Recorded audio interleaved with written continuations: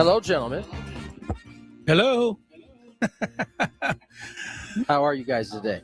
Are we we're bi-coastal right now. Tony's in Boston. But are we do you have an echo, or I just hear your echo, Tony? You might have heard my echo. Okay. My computer was not on mute, so we're good. No worries. Just want to make sure we clean things up. How are you? How was the trip? It was long, man. It was a welcome to the 2026 season. Getting No in at kidding, 2:45 a.m. Yeah, your first trip of the in. year was not a short one. Nope, it wasn't, and that's okay though. That's okay. We made it here safely. It's cold as hell. Well, I guess that's a paradox there. It's not really cold as hell, but it's just it's cold. Boston right now. can be even though it's April, and that's right. Well, there was originally some snow in the forecast tomorrow. Has that dissipated, or was there actually a chance for that tomorrow? Or do you know? I'm asking you weather questions, which I shouldn't. You're asking me weather questions. Yeah, Scraby's asking me to refresh my camera. I don't really know how to do that. Yeah, that's tricky. That's tricky. Don't ask me. Here's what I'm gonna do: is I'm going to come out. You guys will still hear me, but I'm talking to Adam. I'm gonna log out of this and then log back in. Log out and in. That's the way you go. As everybody knows, I have the ability to set up the camera when I'm on the road, but if it doesn't work perfectly the first time, I have no troubleshooting capabilities. So I totally understand your situation, Tony. But while you're doing that, I'm just, I know the Padres are struggling, and, the old struggle sauce and the reaction and the overreaction here and everything that's going on. We did a Padre roundtable this morning, and if you missed it, we'll play it again for everybody from 5 to 6 p.m. tonight. It was really good. I think everybody, kept their chin up a little bit, but overall, I don't think anybody's thrilled with a 2-4 homestand to start the season. But what I wanted to ask you, Tony, and I know you got in late last night, but the Red Sox are 1-5 right now. And I've got to assume that had there been such a thing as a Red Sox roundtable this morning, they probably would have been reacting very similarly to how we react to here in San Diego. I mean, they've been at this longer than we have. The Red Sox have been around longer, but they have the same kind of expectations for their team that we do here, right? Yeah, but I think they handle it differently than we handle it. Do you think they handle it better?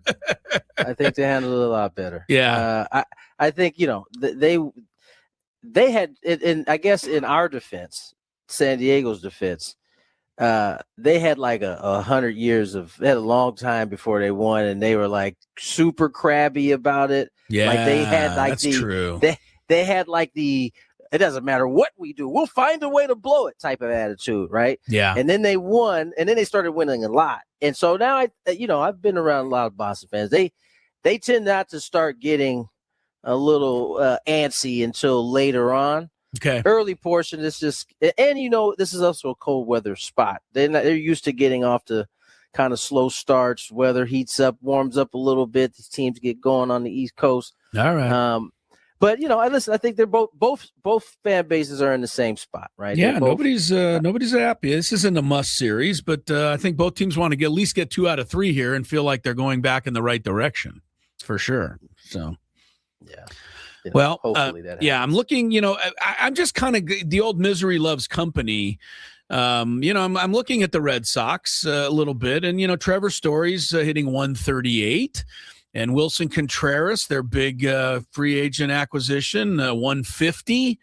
He's 3 for 20. He doesn't have an extra base hit yet. Jarren Duran, their superstar young player, is 3 for 18 with no extra base hits yet. Even Roman Anthony's just 5 for 22. He does have 1 home run, but that's about all he can lean on. Marcelo Mayer, the kid from San Diego's 3 for 15. He's hitting 200. So, they're hitting 208. Padres are hitting, I think, are we hitting 208? Oh, 202. They're ahead of us by 6 percentage points. But, I just think it's interesting. For us, it seems like 2-4. I think we are overreacting, Tony. I mean, from what I'm hearing, from what I'm hearing out there and what I'm reading. And I mean, I nobody thinks Craig Stammen is, maybe he's not the right choice. And maybe, our hitting coach, we didn't do the right thing. And, maybe we, didn't, get the right guys and bring them in here. And there's a lot of question marks. And I feel like Boston's 1-5 and nobody cares because they just expect that they'll be Boston. But why don't we expect that we'll be San Diego? We've been good for a long time here, 6-7 straight years. So why don't we have any confidence in our guys? I know you do, but everybody else. It's a great question. I'm not sure why we go about it the way we go about it. I will say that, you can look around the league. I mean, whether we're talking Shohei Ohtani hitting below 200, Aaron Judge hitting below 200. Like, I mean, I don't know why we do this to ourselves every year. Like, we're 6 games into the season, for crying out loud. I mean, it was how great was the start last year, right? Everybody was feeling the same way, and then you got off to what was it, 15-2, something like that. At least 7-0 on the first homestand. I remember that. Yeah, first homestand, and then all of a sudden that was such a rosy picture, and then it teetered there for quite a bit thereafter. Sure. So, like, I guess have it how you want it. You want to get off to the great start and then come back to the pack. You want to get off to a slow start and have a great, kind of second week. We'll see. I think all in all, I just look at it game by game. Yesterday was a step in the right direction. Got 10 hits, put up some runs, scored more than 3 for the first time in the season. You got a good start from your ace. He looked like he did in most of last year. And so that's what I'm going to go off of is the previous. Of course, my phone's going to ring right now and turn the ringer off. Yeah, there's somebody there's one of the Padre fans telling you that you should be more worried. Yeah, well, I'm sorry. That's why you're getting declined. You're getting declined. Do you wait? Now that you mention that, I've never had the guts to decline. I just let it ring out. I always feel like I'm being meaner if I decline. I don't know what the other person hears, but I don't like to decline. I only decline spam calls. Like if it says spam, getting declined. Bang. Other ones I'll just let ring because I don't want to be a jerk. Like I don't want them to know I'm sending them a voice. I mean, the only person I don't take calls from that I know is Adam Klug, and I just don't want to. Oh, sorry, he's working our show today. Oops. What's funny? Probably shouldn't have said that. I used to feel the same way, but now when Adam calls, there's something that's like, you should answer this. So now I answer it. Yeah. But I used to let it ring and then call him back. Call him back. Yeah. Well, hey, look, I go to the Jerry Seinfeld School of Phone Calls, and the Jerry Seinfeld always said that phone calls should be made on your free time, not the person calling's free time.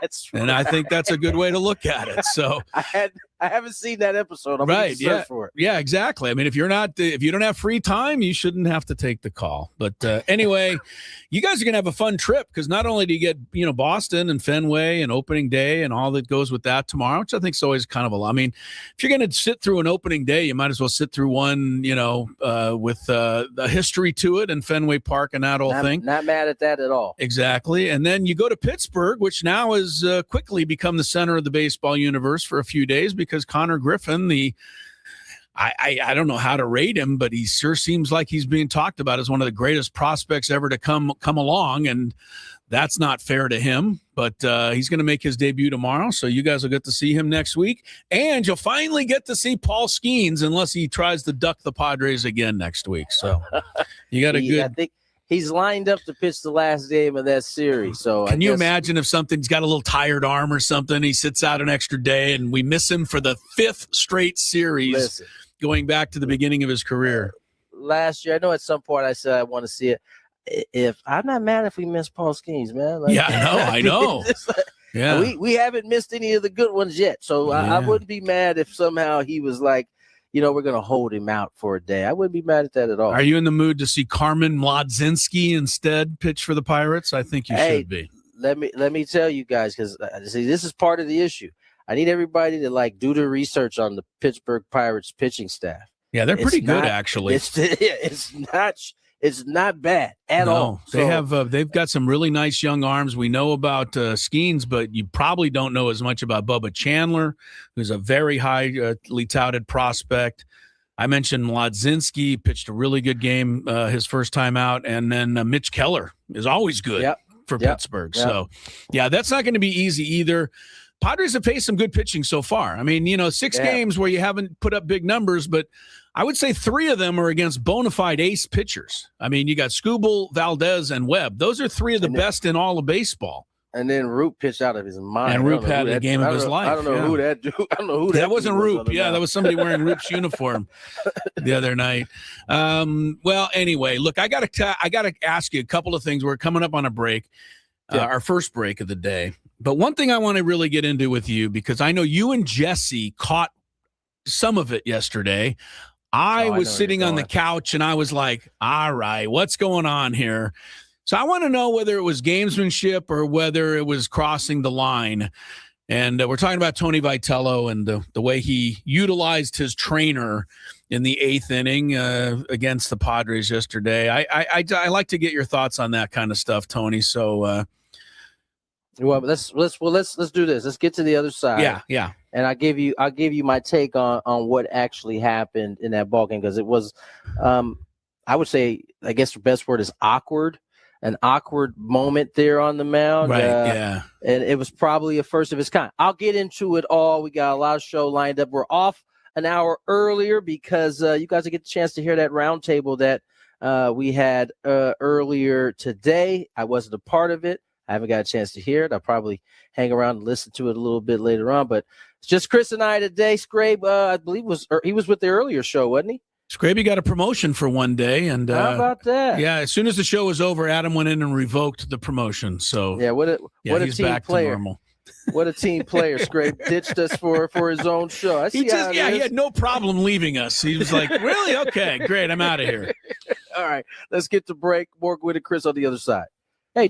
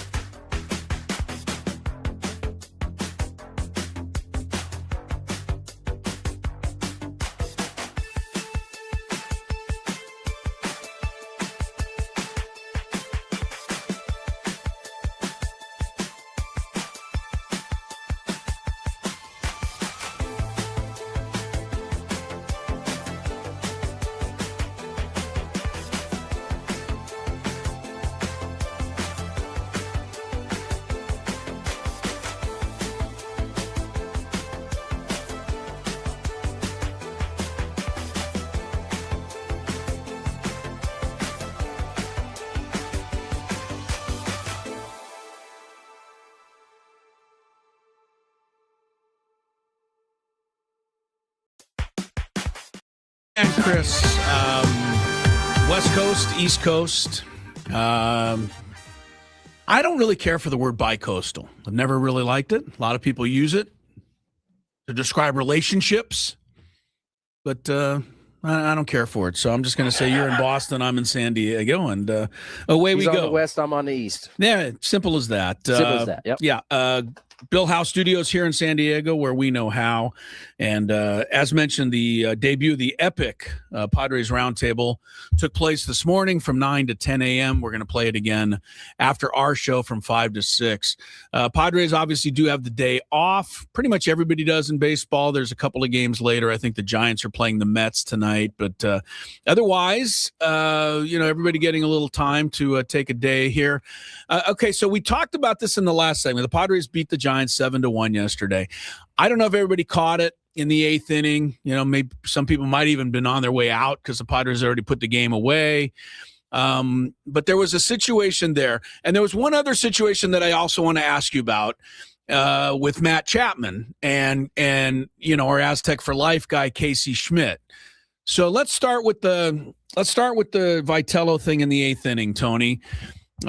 His pitchers obviously doesn't have it. Jose Butto is a pretty good reliever normally. He gave up the 2-run home run, but more than that, he was just walking everybody. I think he walked 4 in a row or 4 out of 5 hitters, and it was pretty obvious at that point that Vitello either take him out of the game or it's managerial mispractice to keep him out there and just, let him get slaughtered. That's not what you can do early.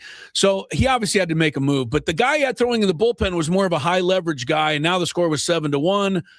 So the low leverage guy did not have time to warm up properly, but Vitello couldn't wait. So he brought out the trainer with him to check on Butto, and I just saw right through it. It looked to me like, the trainer said, well, let's just kind of fake it. Because Butto looked at the trainer in my mind and said, like, what are you doing out here? But, you were there, Tony, so you describe it. My question is, did Tony Vitello pull a good one or pull a fast one here? Neither. Okay. Here, and this is the tough part about kind of watching from TV and trying to kind of fill in the blanks there. Right. True. So indeed, Butto was brought in. He was on a back-to-back, and you could see that he just wasn't right. We just watched this guy throw 16 pitches the day before, and he looked great. And so at some point in the AB, there was I think it was just going to be a normal process. They got somebody up. He looked to the bench. He did. Okay. After one of the second, I think maybe the second walk, or maybe he got 3-0 on the next guy. He looked in the bench, and it was like, it was just a long look, which is why I noticed it. And I turned to Jess. I said, he might be hurt. Like, I just kind of mouthed it because we were on air, obviously. Okay. And then I see Vitello, and listen, this is not a Tony Vitello problem. This is a new manager problem, right? So he got the look, and he hesitated for a second, and then he looked down to the bench, and you could see him like kind of gesturing down towards in the bench. And so the trainer, who I don't think had saw Butto's look in or was even aware of what was going on, came and stood next to him. And you could see Butto like really going through it on the mound. Like, he seemed like he was hurting. And so at some point, I think the trainer said something to Vitello, and then he kind of started to go out. He stopped, and then they both went out. And so at that point, the thing that was more weird to me, and this may be Vitello still kind of understanding his ball club, because talking to the folks around the organization, he's not what you think he is. He's not a Mr. Know-It-All or my way or the highway. They say he's almost too much the opposite way. Oh, isn't sure of himself necessarily. Right. Like, he's almost trying to observe too much and read too much. Because when you watched him on the mound, he was like not even on it. He was like on the grass.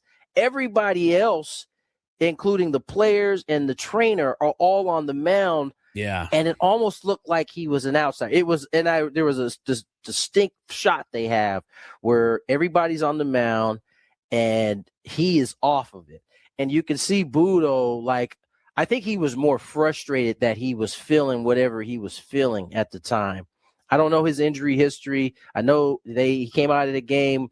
They said that it was elbow tightness later on. So I think he was going through some of those emotions. But the weird part for me was, typically when a manager comes out, like he's standing shoulder to shoulder with the trainer as they're trying to figure it out. He just kind of stood off to the back and kind of That's what threw me, because it just didn't look like a typical situation where you're taking a guy out of the game because he's hurt. It looked like they were all figuring it out as they were going along.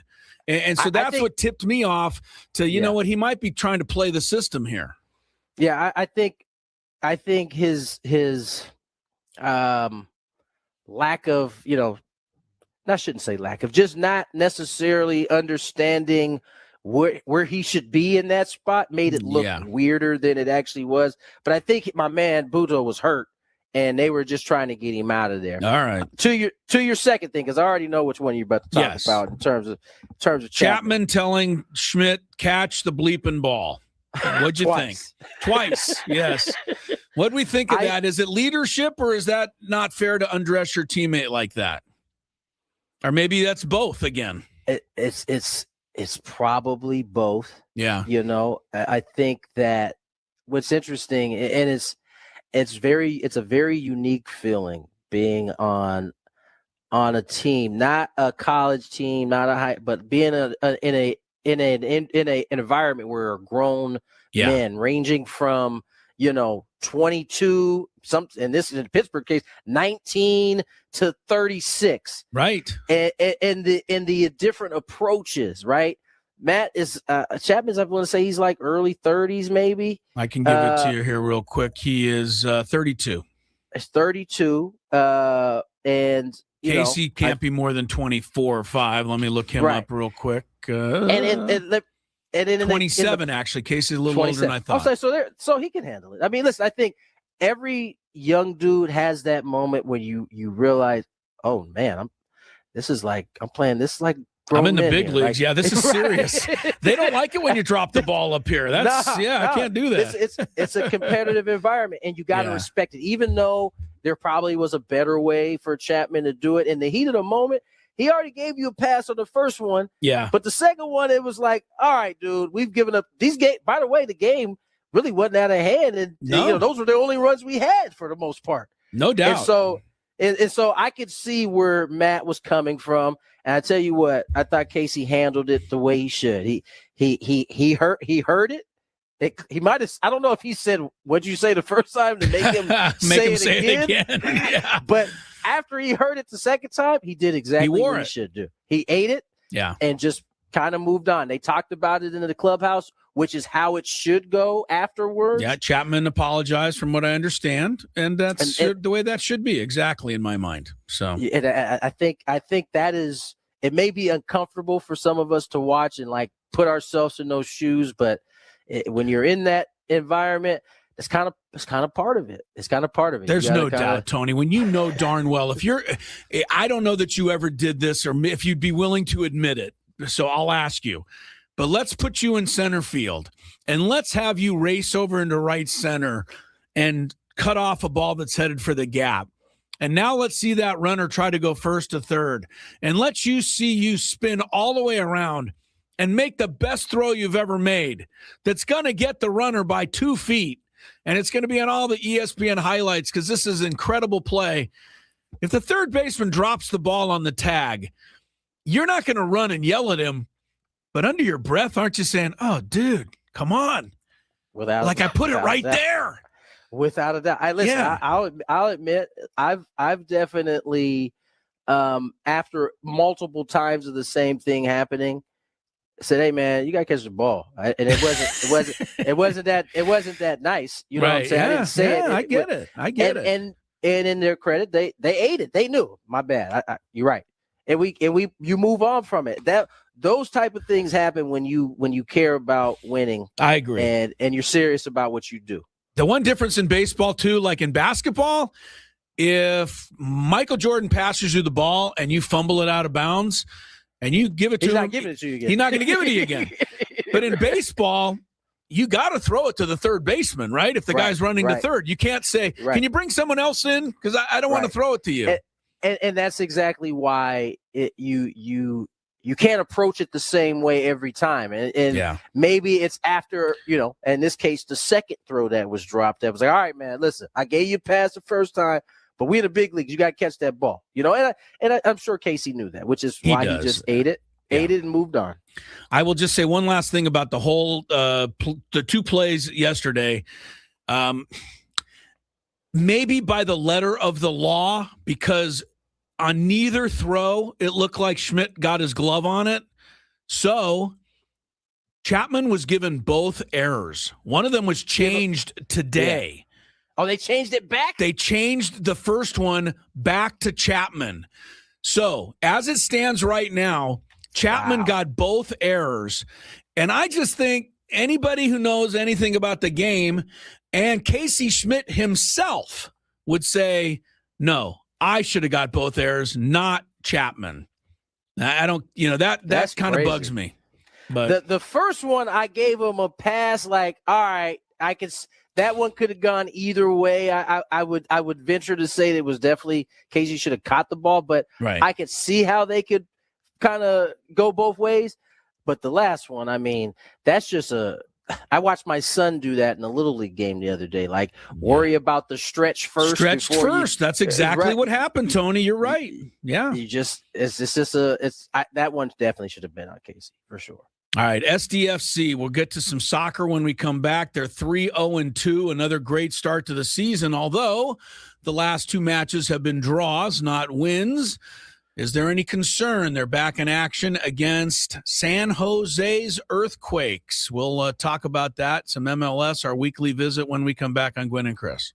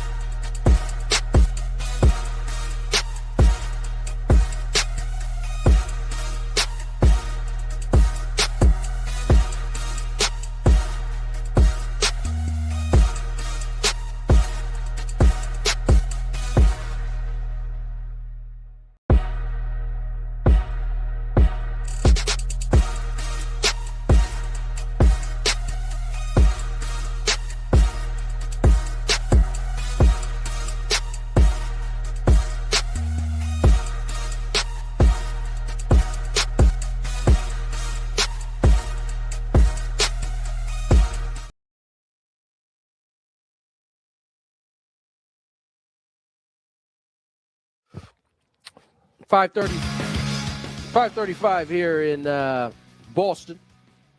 Baston. I don't know that you did a Boston accent there. Mine was actually closer, I think. Baston? Baston. I don't know. I think Boston folks might disagree, but they probably would. Yeah, they probably would.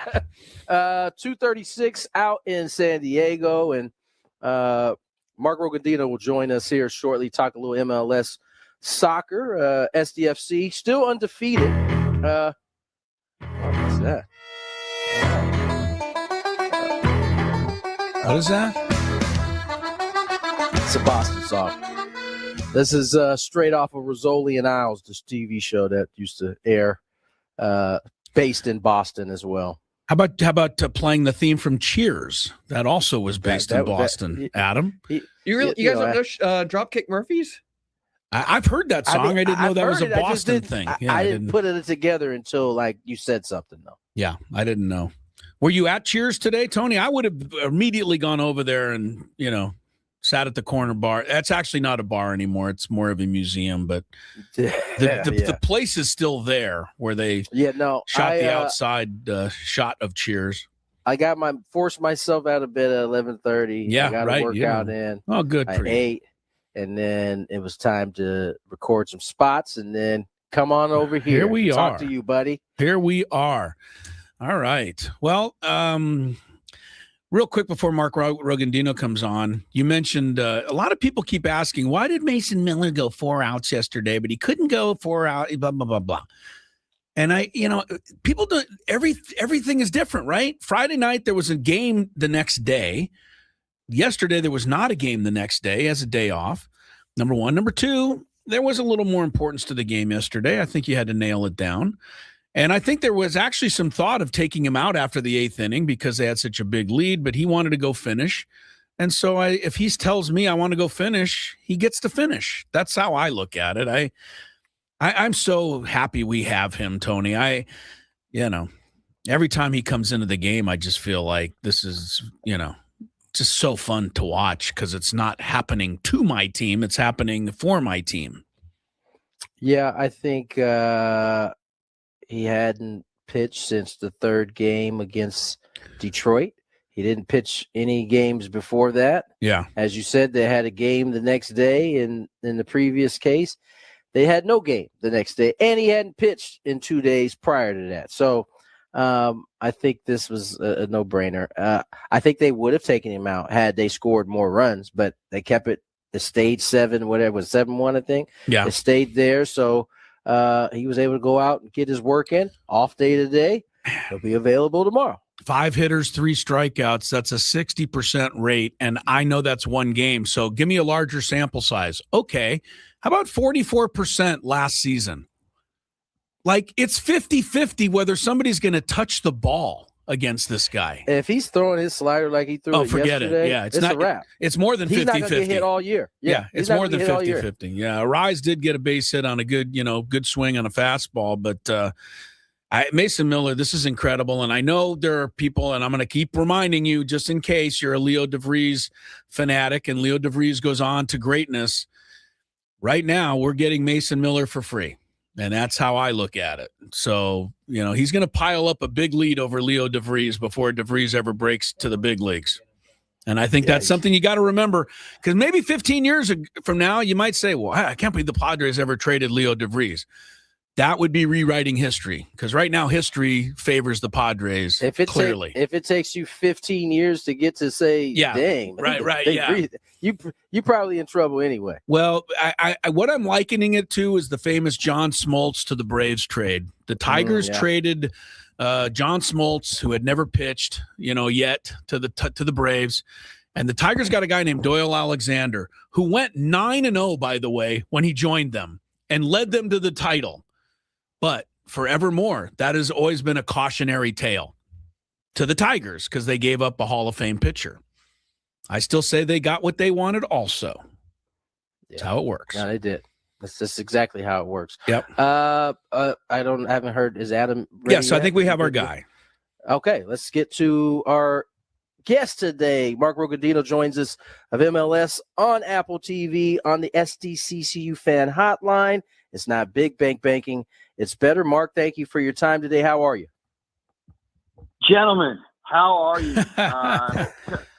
Tony, it's our first time together, but I grew up in San Diego as a native and watched your dad many, many times. And Chris, it's been a minute, but we go way back. I know. I recognize you, and I was excited to hear you coming on today. It's good to catch up. Yeah, absolutely. And you guys got a good thing going with if the Padres aren't doing it right now, there's that team at Snapdragon Stadium that's absolutely crushing it as sophomore season in Major League Soccer. Yeah, Mark, let's talk a little bit about SDFC. I mean, they came out, shocked the world last year in terms of how they came out as an expansion team. Year 2, off to a good start. 3-0-2, 2 ties the last two matches. What have you seen from them this year? Does this look like a continuation, a team that has been able to kind of build on for what they did last year? And do you expect to see it continue to move that way? Well, I would 100% say it's a continuation. And if you ask head coach Mikey Veras, he would tell you he thinks it's even better here in 2026 than it was in 2025. I think part of the reason, if people just looked at the record and said, oh, well, they drew at Dallas 3-3 and then the 2-2 result with Real Salt Lake, I think people would not look in between the lines, so to speak, and understand it was a congested calendar of games because, remember, they were playing in the CONCACAF Champions Cup, which is all the teams from the CONCACAF region in a knockout-style competition. And they eventually get knocked out by Toluca, who's one of the best teams in Mexico right now. And so when they play 5 games in 15 days, the result is you might have a couple of draws in Major League Soccer, and I think that's what happened. But now they've had 2 weeks since that all went down. They've got one competition to focus on, and that's the regular season of MLS. And it's a deep team, a good team. And going to San Jose to take on the Earthquakes this season will provide another test. But if you're asking me who the favorite is going in this weekend, I think you have to say it's San Diego.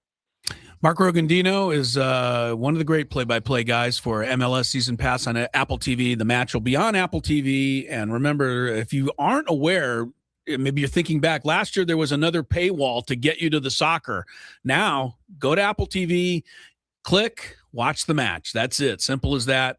San Diego FC taking on San Jose. And Mark, I'm looking at San Jose Earthquakes, and I'm not a great scout of soccer.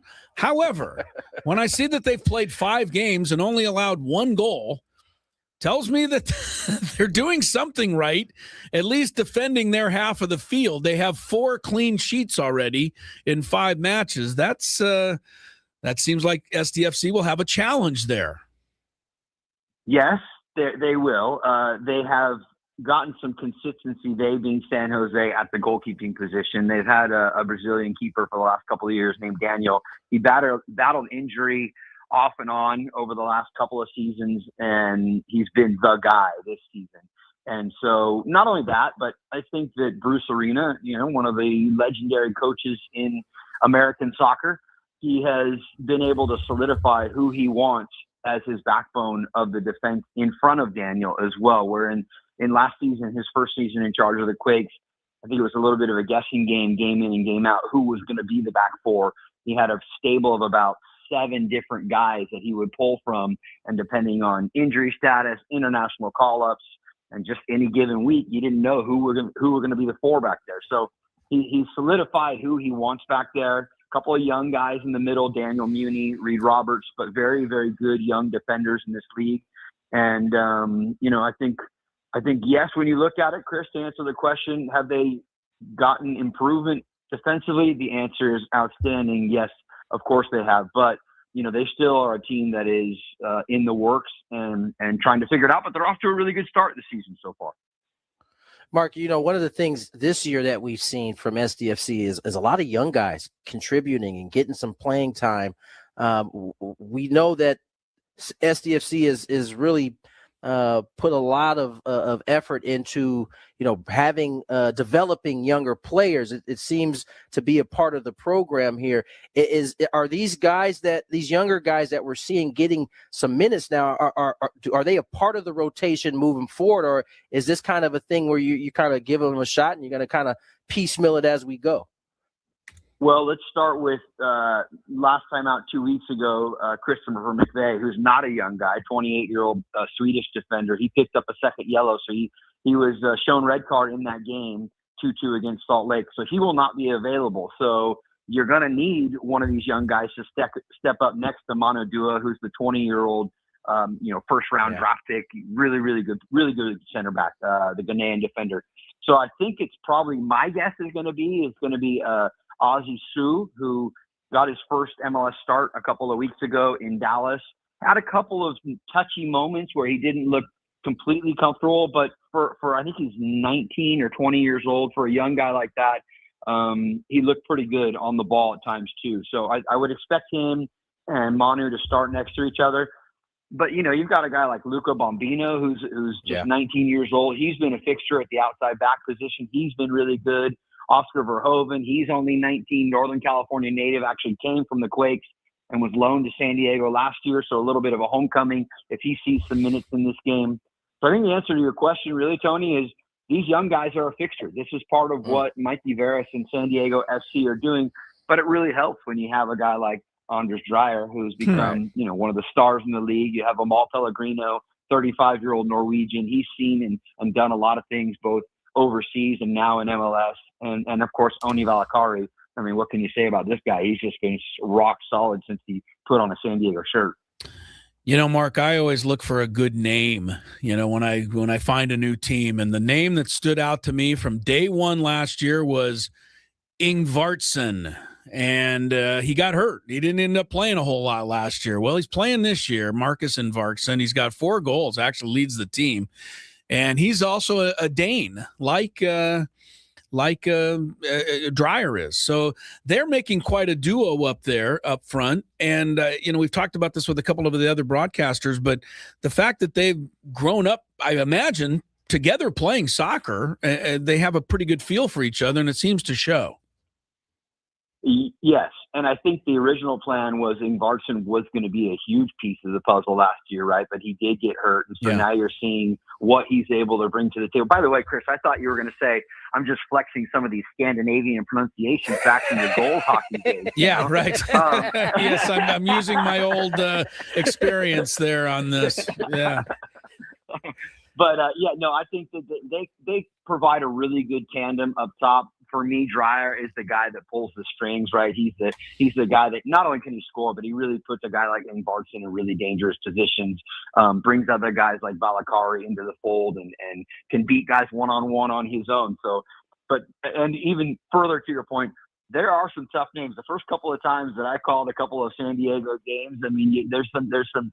The other name is Jeppe Tavesco, and he's the other Danish midfielder. There you go. He's really good in the midfield too. By the way, where's the captain's armband? Sometimes, they got quite a few names. They got a nice little Danish contingency that is forming for this nucleus of this club, and you have to like, if you're a San Diego FC fan, you got to love the direction that the club continues to thrive in.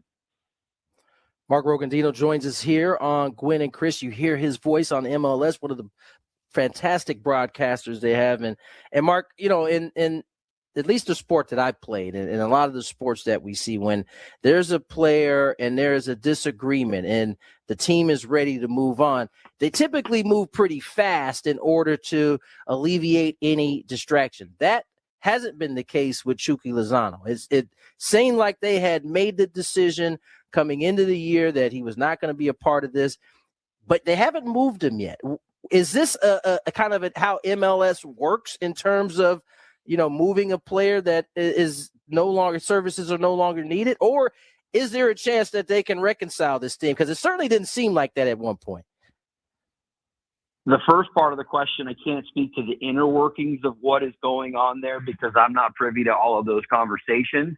But I would say the second part of the question is there is no working this out. His time in the San Diego shirt is done. In fact, I don't think Mikey Veras has been really shy about it. And the general manager too, that they're moving on. And I just think that there's some sort of stalemate in there as to where they send him, who wants him right now. I mean, he was good when he had some minutes last year, but I think that there was a this is my own opinion, I think there was some sort of disagreement in philosophy, and maybe Chucky felt like, hey, I'm one of your big stars. You have to accommodate me and my wishes sometimes. And I don't think that that's the philosophy of San Diego at all. This is a club about the sum of the parts altogether. And when they play collective and there's nobody bigger in the team than the team itself, that's how they've had success. Mark, we got a couple minutes left, and I'm going to steal you for those couple of minutes to give us just an overall soccer view on a couple of things that happened in the last week in the world of soccer. One was Denmark failing to make the World Cup, and as part of that, Dreyer was actually had one of his penalty kicks stopped, and that helped Czechia advance. I don't. That's just a one-time shot, but does that carry over? And two, I cannot believe with 48 world countries, Italy once again is not in the World Cup. Is that like, how insane is that? It's almost like they take the Dallas Cowboys out of the NFL for a year. That's how I look at it. No, you're not wrong. I mean, and I guess it kind of shows you, to answer the question about Italy, I think it shows you, changing of the guard, right? There's other nations that are catching up, especially in Europe, and making life more difficult for the Italy, France, Spain.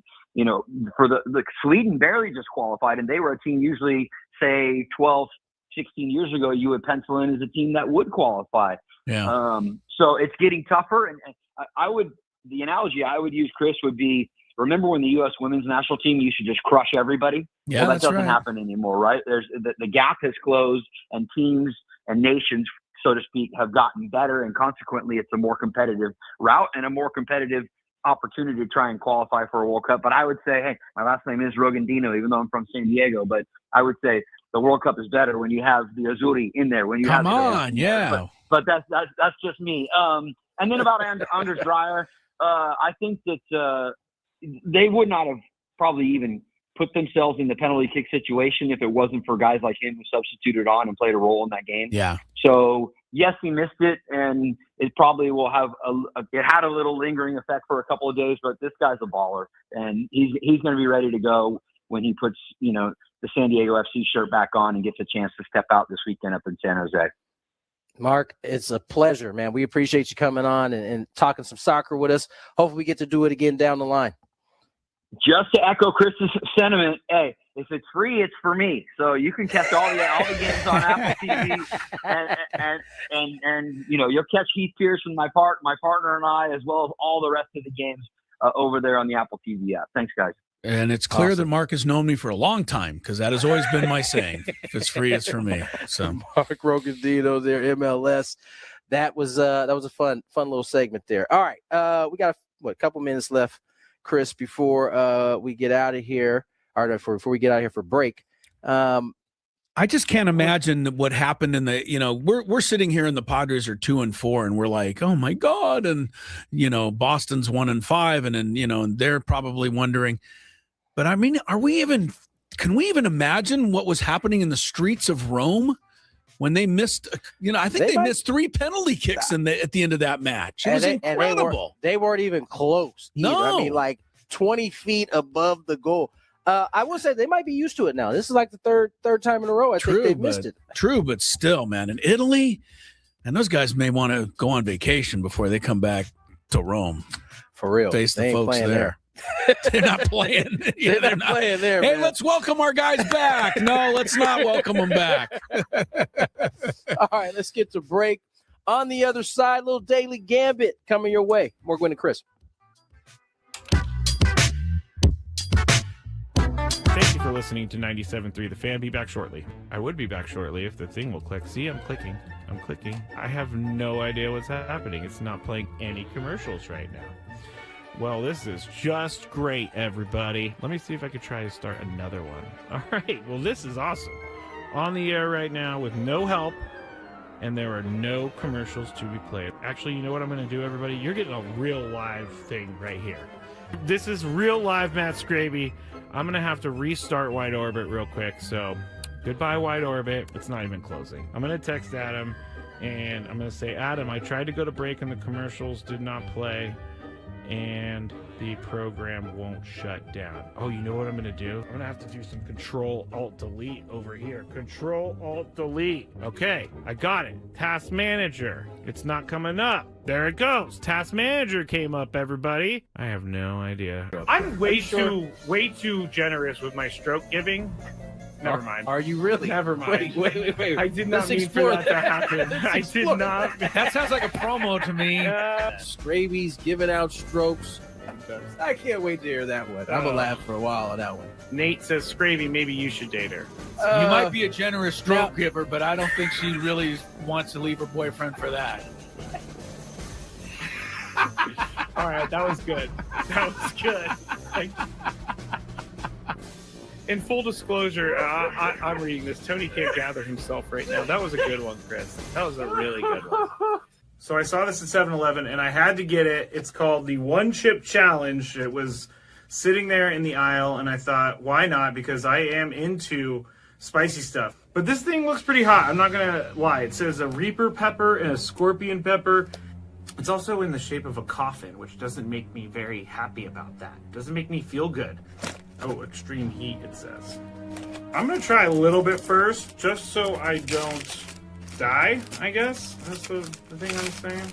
This looks... I don't even know if I should be eating this. It looks like it has mold or something, but let's see how hot it is. Let's go. There's a little bit of spice there. It's going. Oh, man. This is hot. Not that bad, though. I still have this side to go. It is getting hot. I'm not gonna lie. My mouth is like getting crazy. Now it's kicking in.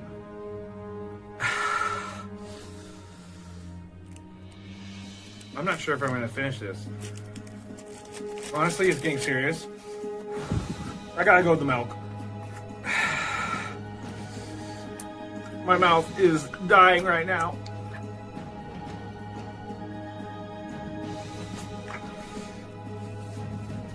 Yeah, this is not fun, guys.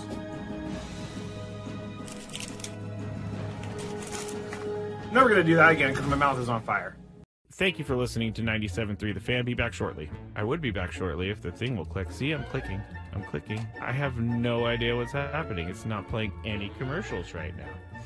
Well, this is just great, everybody. Let me see if I could try to start another one. All right. Well, this is awesome.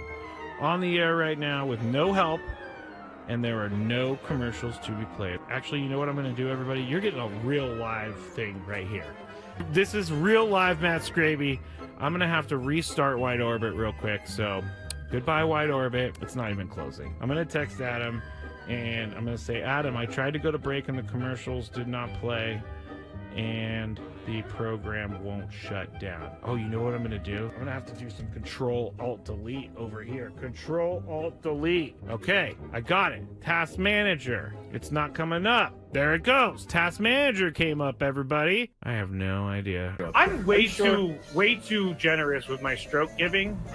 Never mind. Are you really? Never mind. Wait. I did not mean for that to happen. I did not. That sounds like a promo to me. Scraby's giving out strokes. I can't wait to hear that one. I'm gonna laugh for a while on that one. Nate says, Scravy, maybe you should date her. You might be a generous stroke giver, but I don't think she really wants to leave her boyfriend for that. All right, that was good. That was good. In full disclosure, I'm reading this. Tony can't gather himself right now. That was a good one, Chris. That was a really good one. So I saw this at 7-Eleven, and I had to get it. It's called the One Chip Challenge. It was sitting there in the aisle, and I thought, why not? Because I am into spicy stuff. But this thing looks pretty hot. I'm not going to lie. It says a Reaper pepper and a Scorpion pepper. It's also in the shape of a coffin, which doesn't make me very happy about that. Doesn't make me feel good. Oh, extreme heat, it says. I'm going to try a little bit first, just so I don't die, I guess. That's the thing I'm saying. This looks... I don't even know if I should be eating this. It looks like it has mold or something, but let's see how hot it is. Let's go. There's a little bit of spice there. Let's go.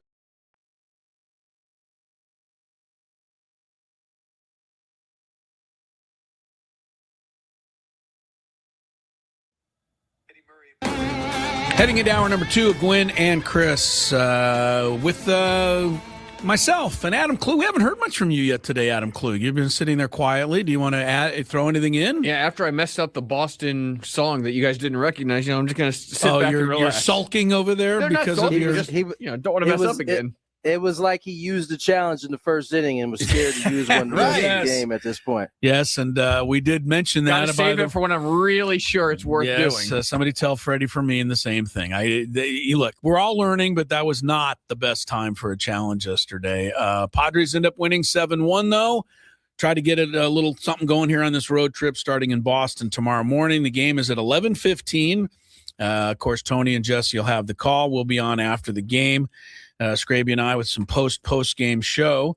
Got a big 5 coming up here in just a moment, including big one tonight for the Lakers, Tony. I imagine you may find a place to watch this, although it's going to be a little late for you, a little later.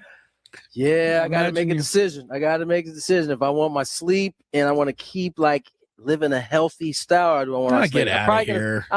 I'm gonna probably pick the Lakers, just so you know. Yeah, I like a healthy Tony Gwynn, but I knew you when I like the unhealthy one too. It's okay.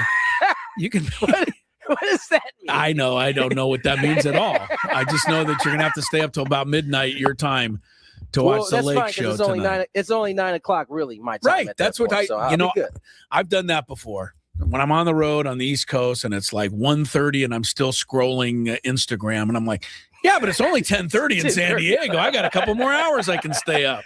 The only problem is then you sleep like you're still in San Diego. Then it's like 12 o'clock the next day. Yes, that is the Eastern time zone is and I think it's only going that way. I don't know coming this way if it's the same thing for the people who live east and play in the West. But for us, it's definitely a factor.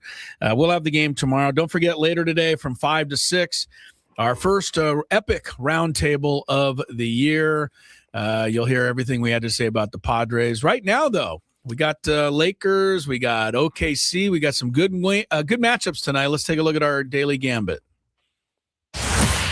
Do you like money? I think about money a lot. Do you like money without doing anything? Winning. Do you want to make money while watching sports? I think Washington is immortal luck. Washington! Woohoo! If you answered yes, this is your segment. Just don't blame us when you lose. Nothing is ever your fault. It's your game. Take it.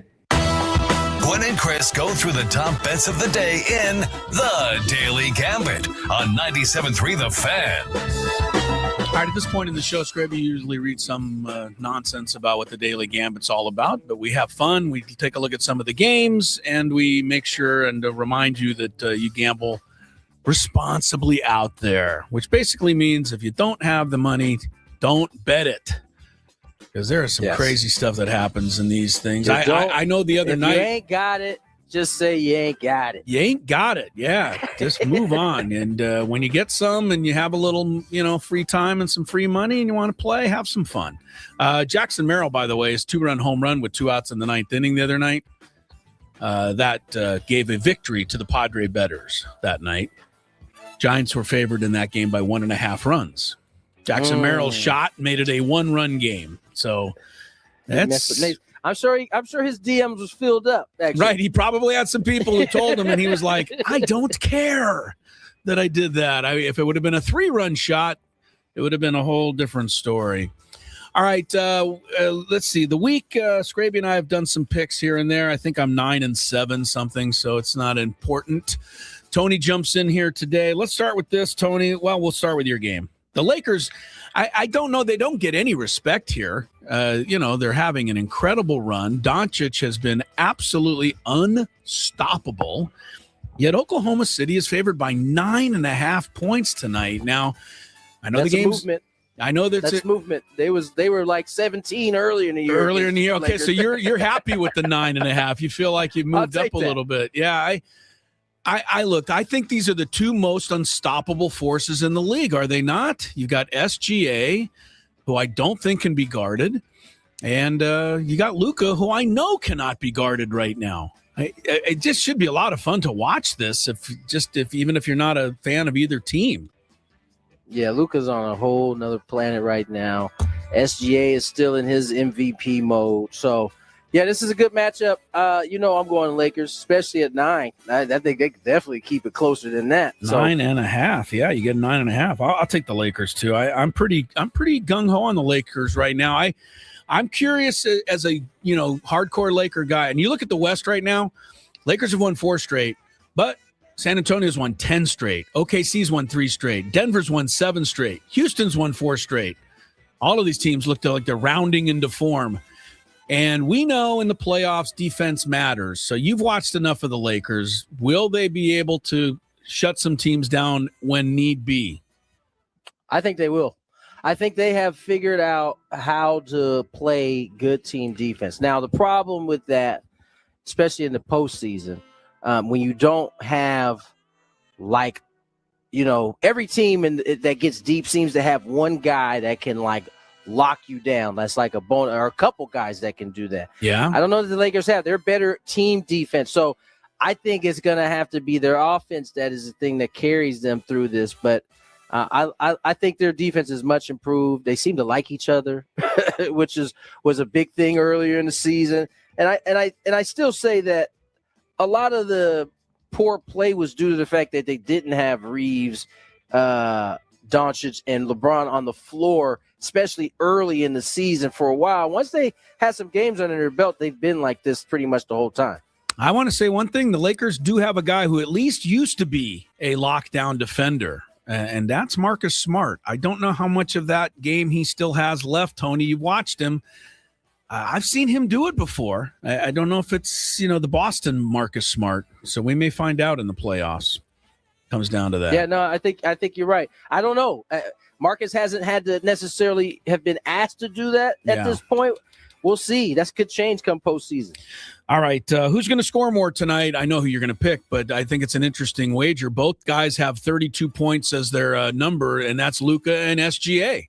And I don't see how you pick in between them. But I'll go Luka because he's on one of the word is heater, is it not? Heater. He's on one. He is on a heater. I'm not sure that. It would take a ridiculous game from all three. 32 ain't enough for Luka in this matchup. I think he needs more than 32. So I'm gonna take him. I'm gonna take him for sure. He averaged. What did he score? 600 points in the month of March. Yes. Which I don't think's ever been done, even by, maybe Wilt did that or something. But, it's crazy. All right, the Clippers, I know you're not a big Clipper guy, but I want to say this and remind people, they were once 15 games below 500 this year. If this holds up and they get into the playoffs, which right now they would qualify, they'd be the first team ever to do that, Tony, ever, to go from 15 games under in the same season and make the playoffs. And Kawhi has got to be the reason why, because they've almost been more successful without James Harden, which doesn't make sense to a lot of people. Yeah, it's hard for me to build up some good stuff for the Clippers. They are. But you do love Kawhi. Come on. I do. I love Kawhi. And I think it's funny that so many people have talked so much trash about Kawhi, but here we are. Here we are again without Harden. They was calling him, broken, and he's done is gone out and just been the steady Kawhi Leonard that he always is. And so I'm not surprised that the Clippers are there. They got Kawhi. He is really he is something. Absolutely. Is it possible that he's still underrated, even with 2 Finals MVPs? I think he still is underrated. I do. I don't know that he's underrated. I think his injuries have made the rating, I think, appropriate. Okay. The Clippers do catch a break tonight because the Spurs are giving Wemby a rest night, apparently. He's not on the sheet here for scoring, so I'm assuming Wembanyama will be out tonight. So I'll take the Clippers minus 2.5. Spurs are still pretty good. They've won 10 in a row. Yeah, I'm taking the Spurs. Take the Spurs anyway. Do you like Wembanyama just basically coming out and saying, I am the MVP, it's not even close? Or do you feel some type of way about that? I don't feel a way about it anymore. I think I would expect that every generation now, for a while after LeBron's generation, will say things like that because I think that's how they've seen it Play as out. they grew up. Yeah. Okay. I would vote for Luka. I'm not in charge, but that's me. I've heard some good arguments on this one. I mean, Yeah, it's open. There's some other guys too. Here's the deal. Like the year James Harden won it, right? Because in this year and in James Harden year, there's the conversation about, well, does he play on both sides of the floor? Well, no, but his offense is that good that he can get away with that, right? Yeah, Lucas is that good. outside of those two, right? Everybody else has had some type of defensive element to their game, for the most part, to win the MVP. Maybe Steve Nash is another one that didn't necessarily have that. But that's the argument that they're holding against Luka right now is that, well, Jaylen Brown, he plays D. SGA, his defensive rating is higher. Jokic, his defensive rating is higher. That's how they're parsing this right now. And I think it's unfair to Luka because I think that we move the goalposts in terms of what's an MVP like every year, it feels like. I think the eye test should tell you it's Luka. Nobody makes more insane shots than this guy on a consistent basis. But Wembanyama is dominant. Though. He's 7'9", Tony. Come on, he just jumps up and he dunks the ball. I'm not taking that away from him, but he should be able to do that. And I know Jokic is a triple-double machine, but I think anybody would be if they got the ball in their hands on every possession, and he does. Denver never does a possession without him touching it first, so he's going to get assists. Anyway, they're all great players. Don't get me wrong. I want Luka to win it. I want him to win it. I think he should. I'm just saying those are the arguments against him, it seems like. All right, Mets 1.5 at the Giants tonight. Just a quick note, folks. If the Giants win, the Padres get the cellar to themselves at least for a day. So I'll take the Mets, actually. Why do you participate? Because I'm crazy and I like to drive people nuts. They'll be alone at the bottom of the heap if they lose, if the Giants win. I'll take the Mets.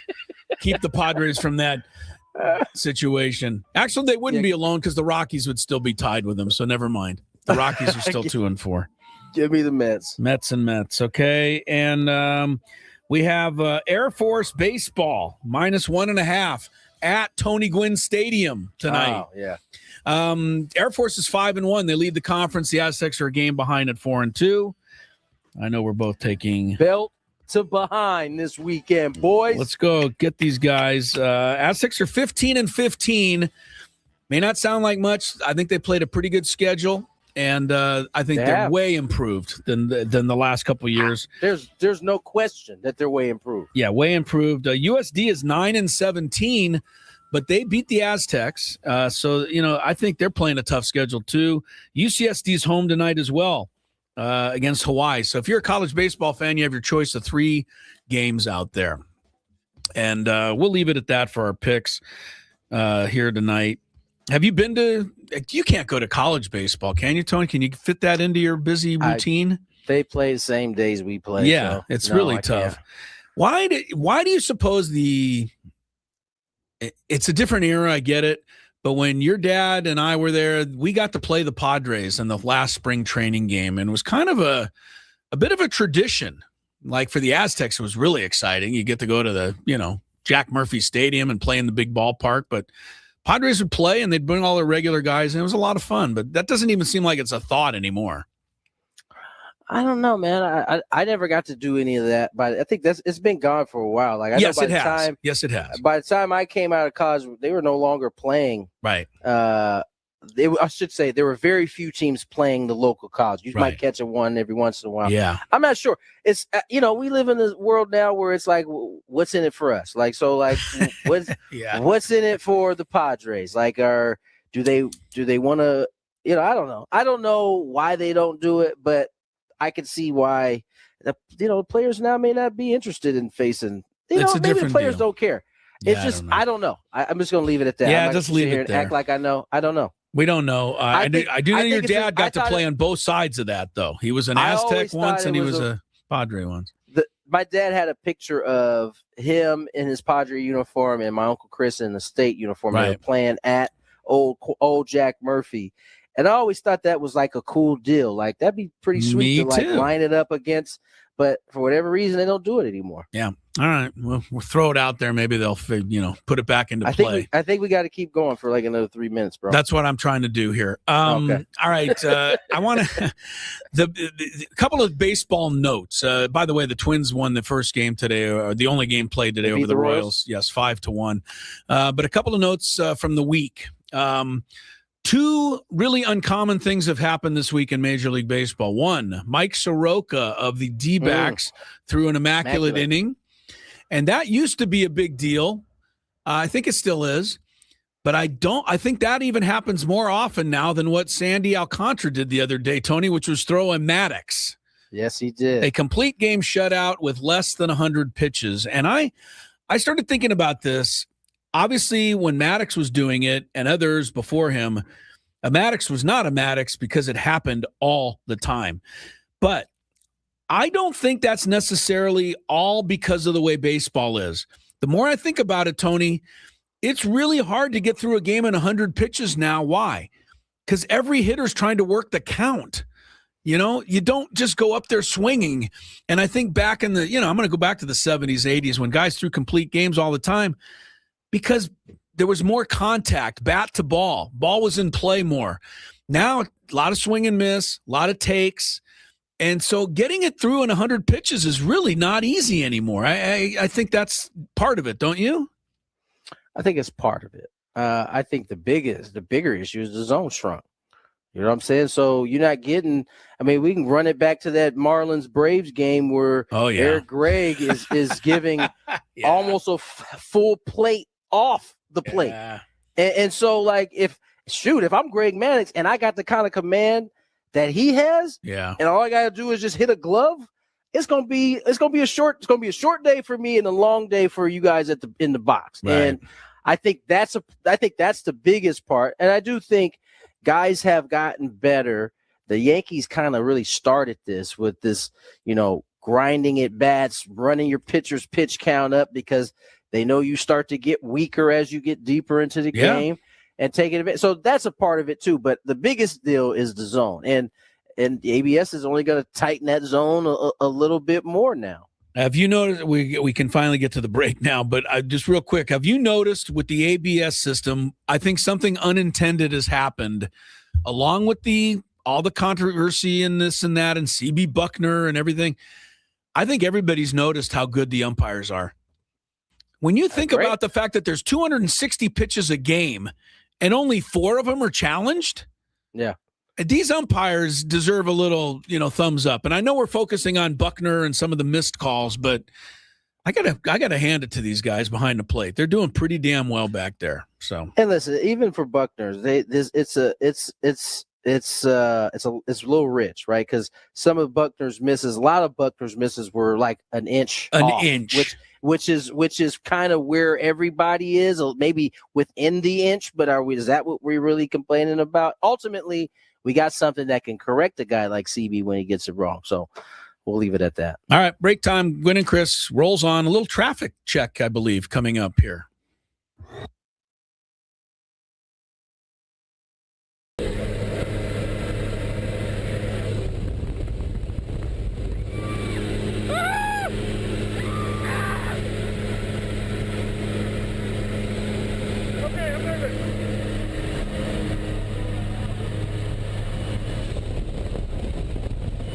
Stay low. Hands on the heart. Stay low.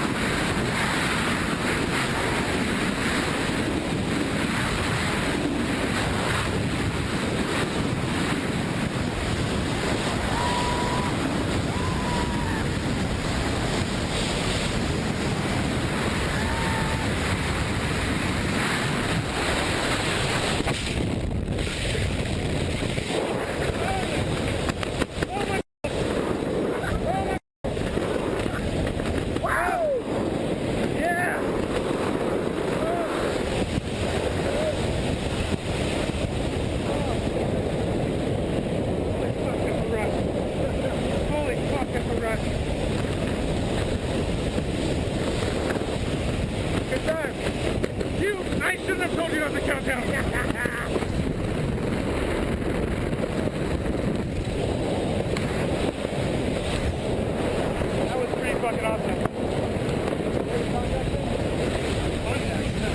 Okay, take Donald down here next. Crash landing, huh? What? We're gonna crash land. More or less. We're in ground. Keep my knee. All the way right. Pick up.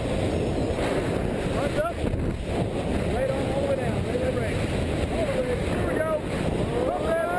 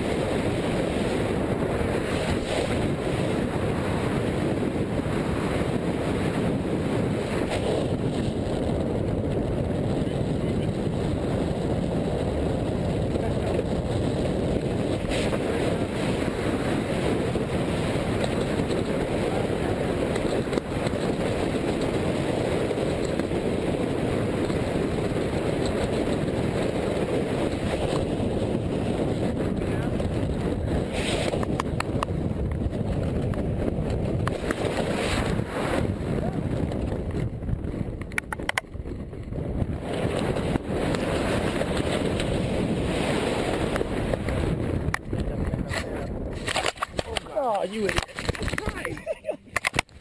Typical tandem student right there. I tried. I wrecked your good job, buddy. Fun, huh? You need help with anything?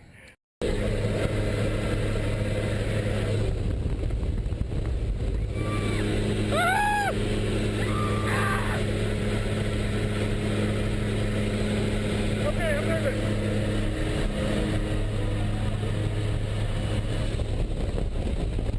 Stand up, stay low. Hands on the heart. Stay low.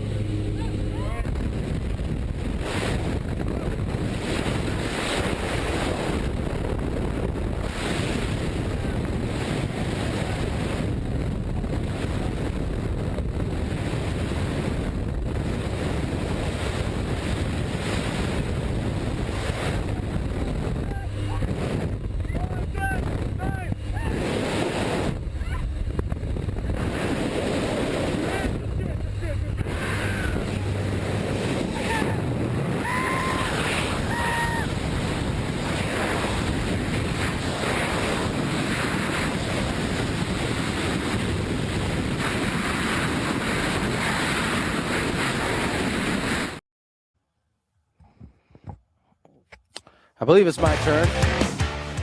Yeah, it is. Welcome back, Gwynn and Chris.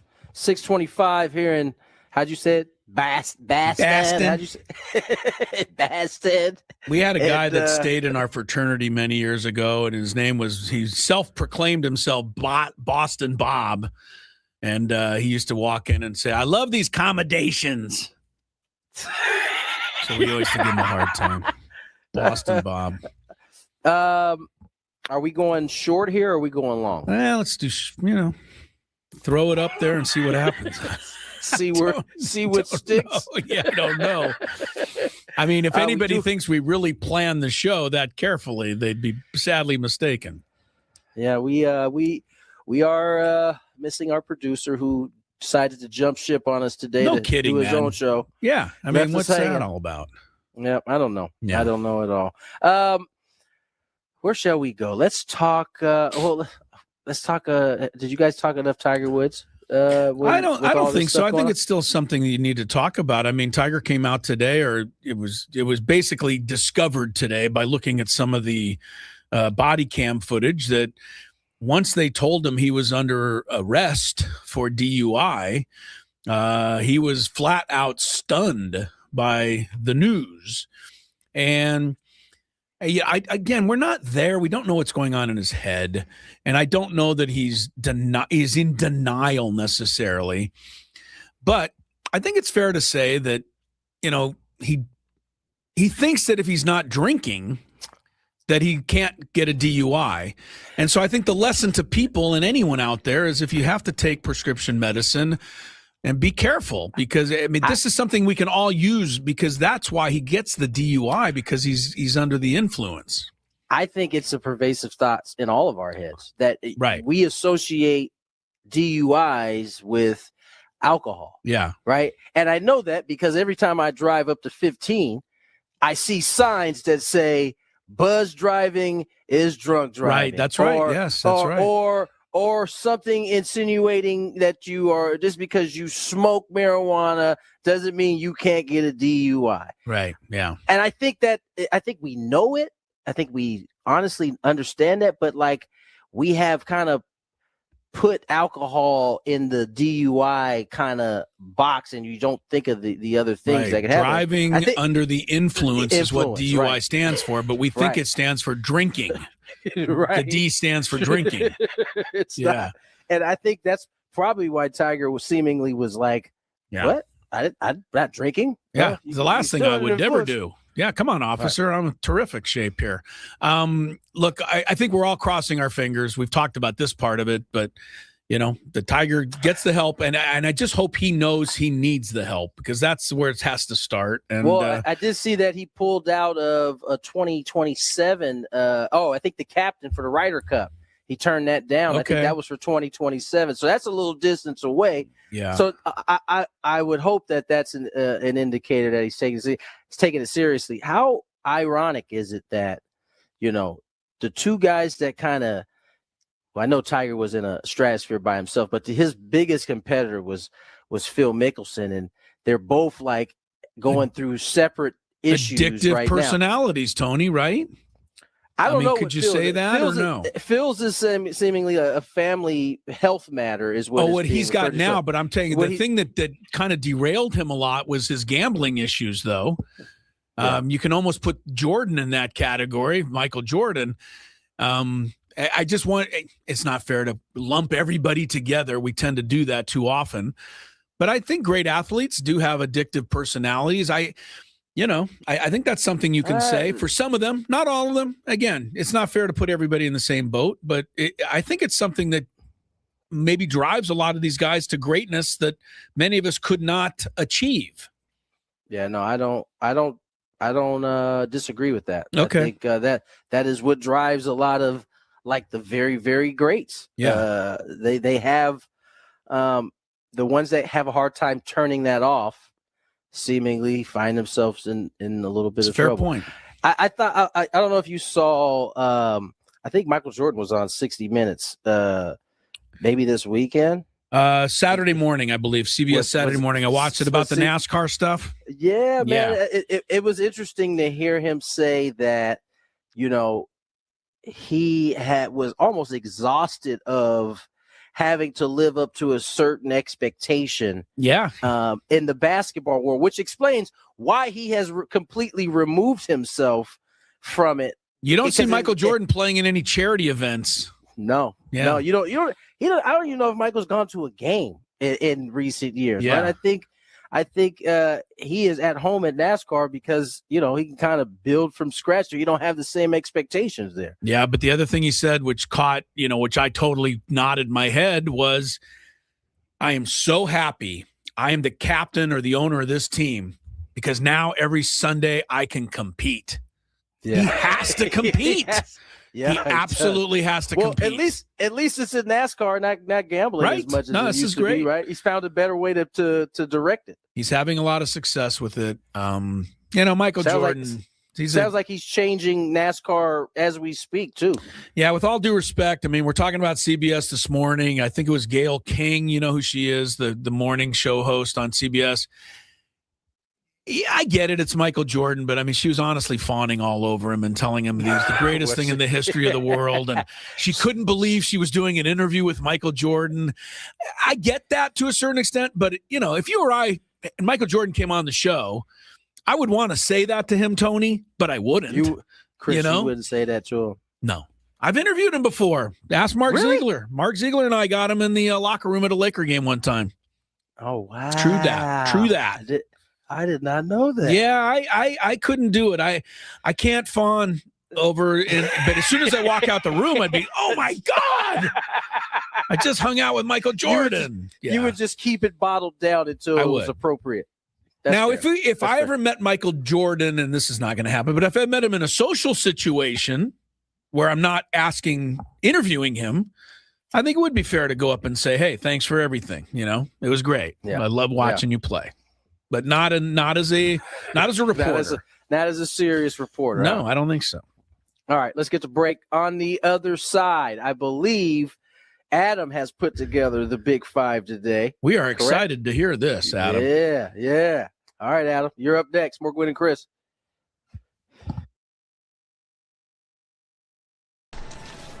What are we doing, guys? I'm going to see the museum for the first time ever. It's going to be sweet. See my dad's plaque. See where Trevor's plaque is going to be. It's going to be pretty dope. Chris, I'm going to go to the Hall of Fame for the second time because I went earlier today, but I'm going in to see Tony go into the Hall of Fame. So all the way straight and back left. Straight back left. Straight on that back wall. This one? Yeah. How you feeling, Tony? I don't know how I'm feeling right now, honestly. Excited? I'm definitely excited. Hello, Eric. How you doing? Pretty good.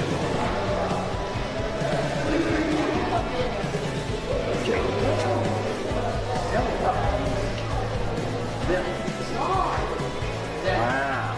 Just like I told you, next to the famous Barney Dreyfus and Leslie Wilkinson, whoever they are. That does look like them. I know. It's a good shot. They don't do them all that great. That one's good. Really good.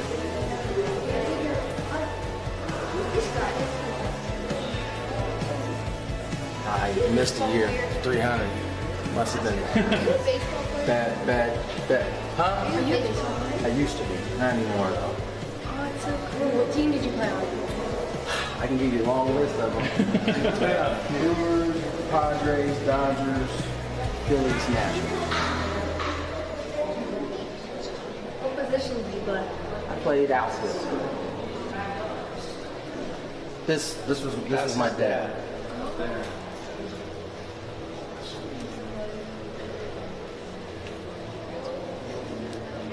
Oh, there's Dick Williams, Goose. I think he'd be pretty happy with his company over here. So. What are you thinking seeing it for the first time? I'm thinking I'm hot. I'm quite warm right now, but it's cool. I mean, it's what I thought it was going to be. I mean, who not too many people can say they have a dad that's enshrined in this place. So I think this is awesome. What are we doing, guys? I'm going to see the museum for the first time ever. It's going to be sweet. See my dad's plaque. See where Trevor's plaque is going to be. It's going to be pretty dope. Chris, I'm going to go to the Hall of Fame for the second time because I went earlier today, but I'm going in to see Tony go into the Hall of Fame. So all the way straight and back left. Straight back left. Straight on that back wall. This one? Yeah. How you feeling, Tony? I don't know how I'm feeling right now, honestly. Excited? I'm definitely excited. Hello, Eric. How you doing? Pretty good.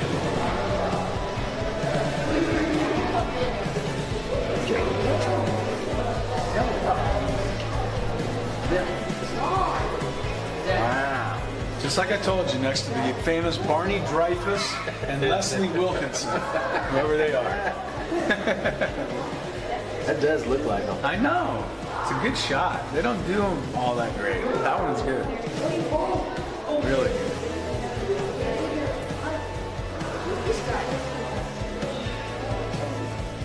I missed a year. 300. Must have been bad.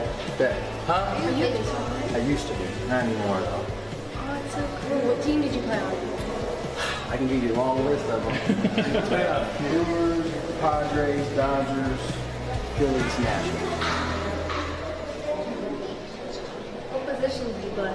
I played outfield. This was my dad.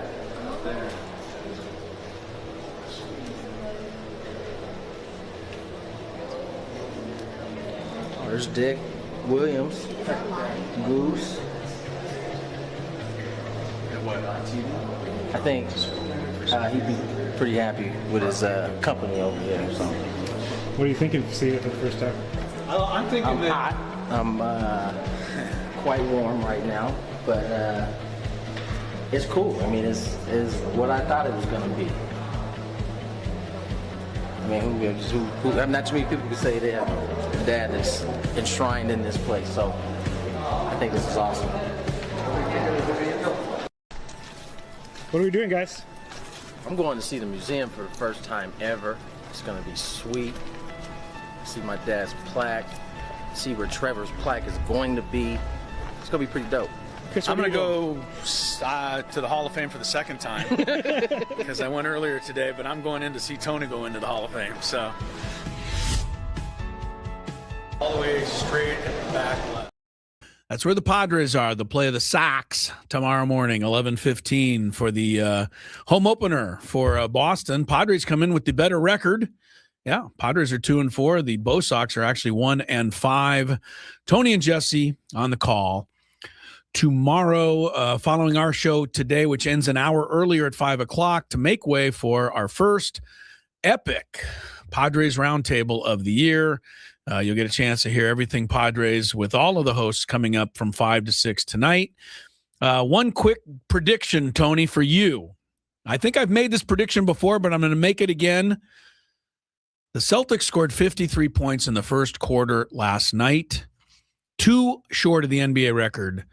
I am calling within the next year or so the first 200-point game in the NBA. I just feel it the way these guys are shooting now and playing in a regular season. Yeah, right. Not in an all-star game, right? Because they've done that in an all-star game. I mean, I could see a team getting to 200 now. No, are you buying me? So. I don't think so. You don't think they can make it, huh? I think they can't sustain that. Like they had that 53-point quarter. You need 4 of those to get to. I know, but get to 2. But we saw what happened with Bam Adebayo when he got close to Kobe. The whole game changed to getting him his 83 points. If a team gets into the fourth quarter with 160, I don't know. They might try for it. It's a whole lot easier to get one guy off with a whole bunch of shots versus you kind of need the other 4 guys to hit a few of those buckets too. They may not have the hot hand. Have you ever seen the way they're defending in the NBA? You just olay and let Jason Tatum go in and dunk the ball in the fourth quarter. Why hasn't nobody got to 200 if it's that easy? It's going to happen. I'm calling it. Okay. All right, let's go to traffic, and then Adam's standing by for today's Big Five. From the 855 Get Ross Traffic Center. Injured? Demand justice. Demand Jurowitz. 855GetRoss.com. Here's Sue Allard. This traffic report is brought to you by Rivermark Medical. Jam-packed southbound on the 5, right by Balboa Avenue. Just a little bit past that, there's a crash. And then you have an accident on the 15, slowing you down south at the 805. The right lane is blocked. Rivermark Medical is conducting a rapid 3 study for Flow Stent, a minimally invasive device designed to relieve symptoms from BPH. Men 45 or older suffering from frequent painful or difficulty urinating may qualify. Learn more at rivermarkmedical.com. That's rivermarkmedical.com. I'm Suala with Gwynn and Chris, San Diego's #1 sports station, 97.3 The Fan. It's that time of the show when we check on the latest in sports. Only the most important topics and questions are brought to light. Stop what you're doing and listen. These news stories will astound and amaze you. The one, the only. Oh my God, who the hell cares? The Big Five starts now on 97.3 The Fan. By the way, right now, the NBA record for regulation time, you're safe, Tony, is 173. Overtime, 186. 200 is going to happen. Adam, I turn it over to you for the Big Five, filling in for Scraby and doing a hell of a job, making us not miss him at all. Hi, guys. Hi. I'm going to start with the right number today. Number 5. Yes, you're learning. In yesterday's Mets-Cardinals game, Francisco Lindor made a few mental mistakes that cost the Mets dearly in a game they ultimately lost 2-1 in 11 innings. In the first inning, he forgot how many outs there were and got the easy out at second base on a grounder by touching the bag, but didn't attempt to turn the double play and throw to first because he thought that was the final out of the inning. Yeah. In the sixth inning, he got picked off first base while he was fiddling with his batting gloves right before Juan Soto hit what turned out to be a solo home run instead of a 2-run home run. Chris, are these mistakes excusable by the Mets star player? Absolutely not. I think you cut him tomorrow. They have to be, and he apologized for the brain cramps yesterday. I think it's easy for us to sit here and say you should always know how many outs, et cetera, and you should. There's no excuse necessarily for it. Doesn't mean it can't happen. I think Lindor is a pretty solid player. I don't think this is a problem guy, that I'm – like one more thing's going to push me over the edge. So I give him a day, but he better not get picked off tonight. Right. So, he better mind his P's and Q's here for a while, but mistakes. That's why they put the erasers on the pencil. These are tough to handle, I'm sure. And the Mets fans, I'm sure, will let him hear about it.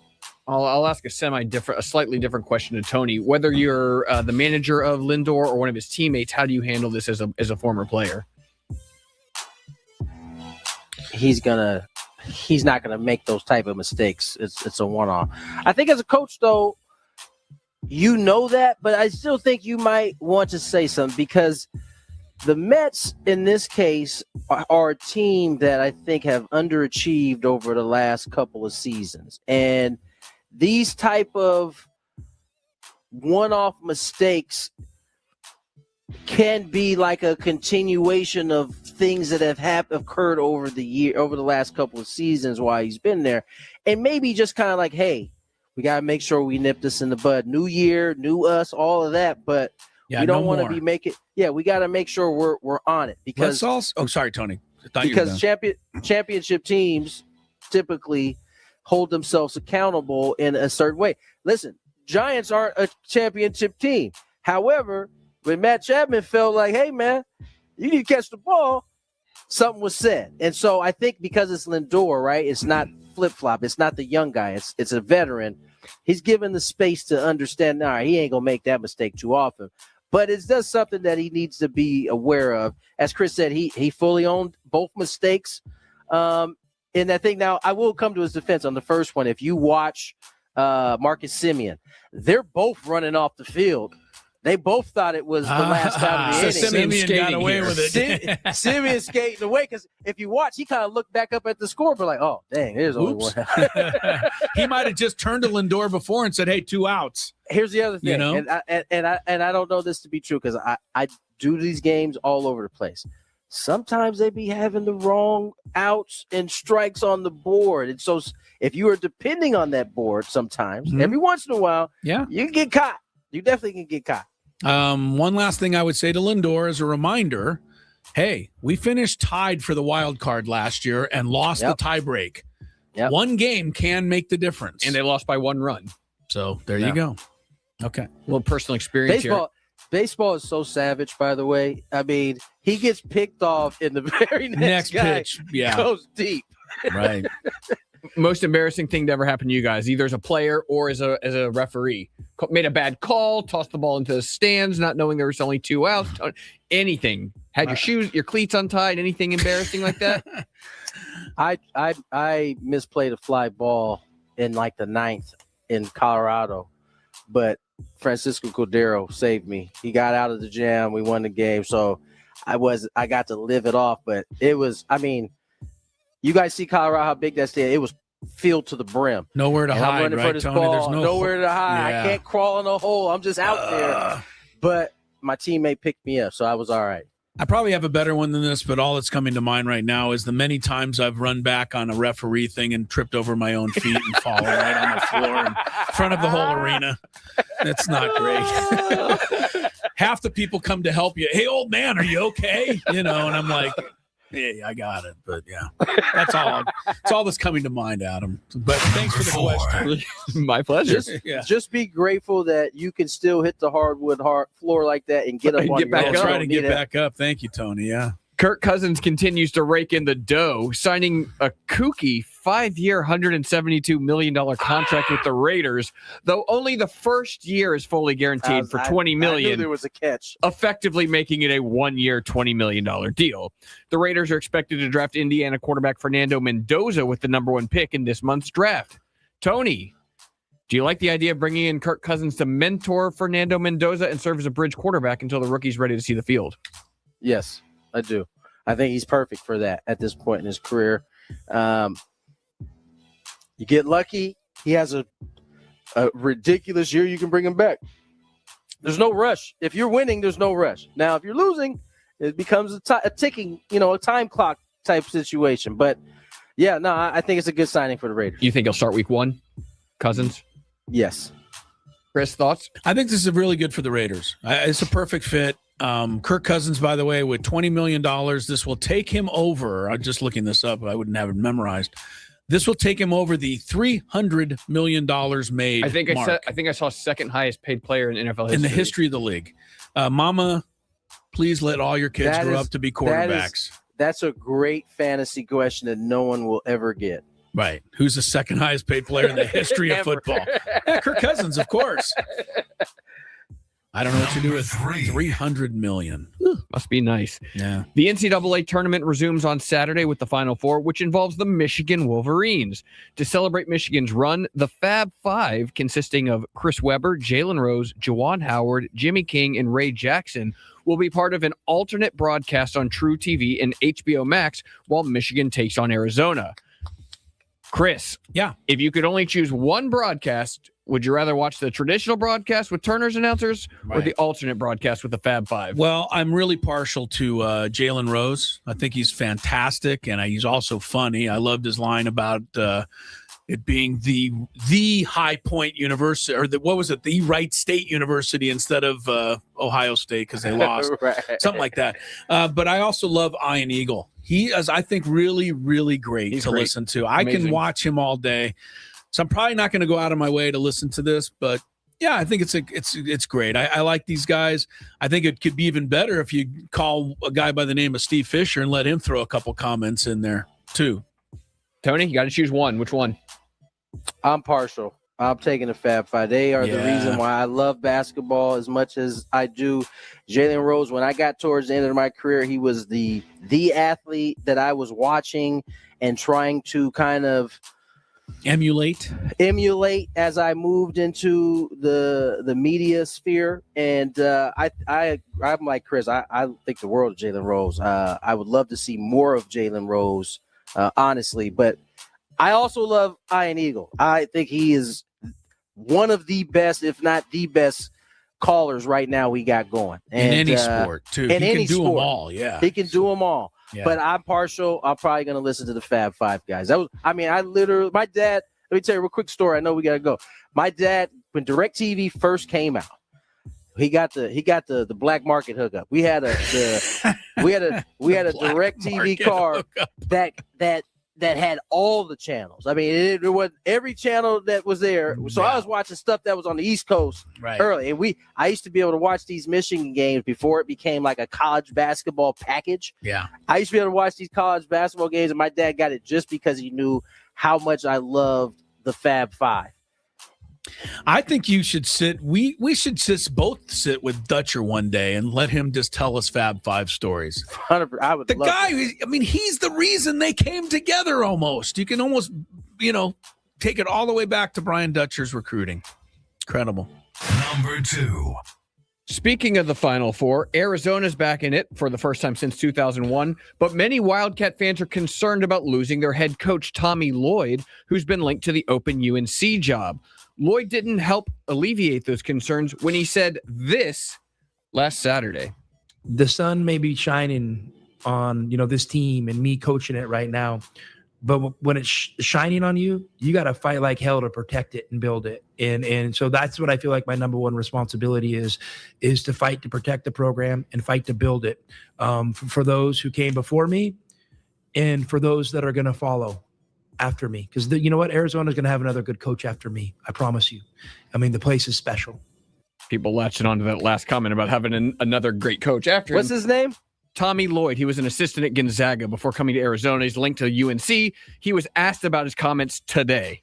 How do you respond to people who are wondering if you're going to be the coach at Arizona next year? Listen, I got my full focus on this team. Nothing is distracting me. And that's just how I've decided to approach it. I'm excited. I thought we had a really good practice today. I'm excited to plan for a practice tomorrow. And Myron, you've got to know me over the years. I'm a simple guy. I'm kind of just one thing at a time. I'm not a multitasker. You can ask my wife. So I'm 100% locked in on Arizona basketball right now, and I'm excited to see what this team can do. I have a real strong belief in this team, and this team deserves my full attention. So that's what I'm giving them. Notably absent from his comments were, I will be the University of Arizona head coach next year. I'm not interested in North Carolina. Tony, if you were the head coach at Arizona and North Carolina offered you the job, would you take it? No. What? Why? North Carolina is not North Carolina right now. Arizona is Arizona right now. I'm not mad at Tommy. Like, I don't have to say yes or no to something that hasn't actually happened at this point. Like, I'm allowed to lock in on the task at hand. And just because you guys want an answer from me, you want me to say yes or no up to something that hasn't been presented to me, that's not my fault. I feel like by even going down that route, I'm taking my focus off of the thing that I have in front of me, which is this Arizona team. So I went back and I'm trying to find where's the connection? There ain't no connections. From Washington, coached at Gonzaga, went to Whitman. I think that's where he went to college. Just a good coach having success. You're right. So I just think I personally think it would be a bad decision to leave Arizona. That school has, despite the many head coaches they've had, has never really went away. UNC is kind of, if we're being honest, UNC has had it's kind of been up and down a little bit since Roy Williams, and even while Roy Williams was there for a hot second. So I think if I'm offered the job at North Carolina, I'm saying no. Arizona's got a good thing right now. You wouldn't go form a dream team with Bill Belichick. Okay, got it. Chris, would you take the North Carolina job? I wouldn't, because I like Arizona better, but I think Tommy Lloyd's going to. I have a sneaky suspicion, and I want to just throw one thing in. Roy Williams famously said after Kansas lost the 2003 title game to Syracuse, I could give a bleep about North Carolina. That was pretty much as he was and signing he did over turn it down. No, the he first didn't. time, I mean. Right, but in 2003, right after he said that, he became the coach of North Carolina. I think Tommy Lloyd's going, and that's fine. But I think what's unfair is that they're not letting him concentrate on coaching his team, which is what he's trying to do. Right. Number 1. All right, last one, guys. The Washington Wizards have apologized for an April Fool's prank that they say missed the mark. They did a skit during yesterday's game where a planted fan was tricked into believing they made a half-court shot to win $10,000. The Wizards said in a statement today that the bit was scripted and apologized for leaving other fans wondering if they misled the fan, but everyone involved in the skit from their staff was in on the prank. Chris? Did the Washington Wizards need to apologize for this? Maybe if people didn't quite understand what was happening, probably the right thing to do. But speaking of this kind of thing, I direct anybody and everybody to the television show on, let me see if it's on Apple or no, Prime Video. It's called Company Retreat, Jury Duty. It is a total fugazi, and it is one of the funniest things I've ever seen. There's one guy in the show that doesn't know it's a fake show. Everyone else is an actor. Watch it. You'll love it. Tony, what about you? That didn't really answer your question. Do they need to apologize? No, it was ridiculous. People need to get a sense of humor. Like, what? Everybody else is in on it. They know it's a joke. It's a joke. It's just sad. Very, very sad. Break time.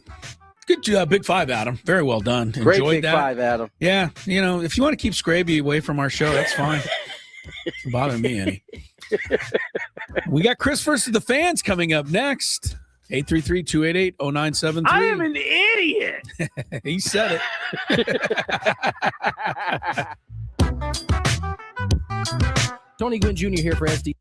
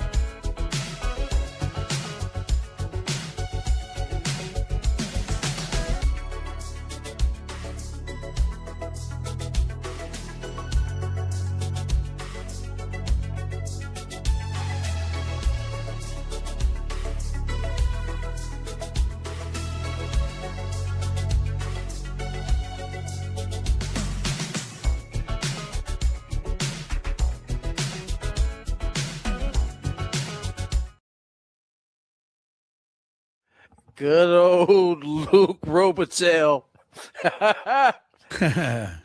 That's hilarious. Welcome back, Gwynn and Chris, Tony Gwynn Jr., Chris Cello. Matt Scraby off today. He's idle as he has decided to take on his own show beforehand. Adam Klug sitting on the ones and twos today. You should have seen the look on Big Frank's face when I came in after the Scraby and Frank show. Like, oh, thank God it's over. No, I'm kidding. I'm sure they had a good time and a good show. So, Chris versus the fans on deck. 833-288-0973. Chance to take on Mr. Ello. I guess without further ado, let's go ahead and hop to some Chris versus the fans. Let's play it.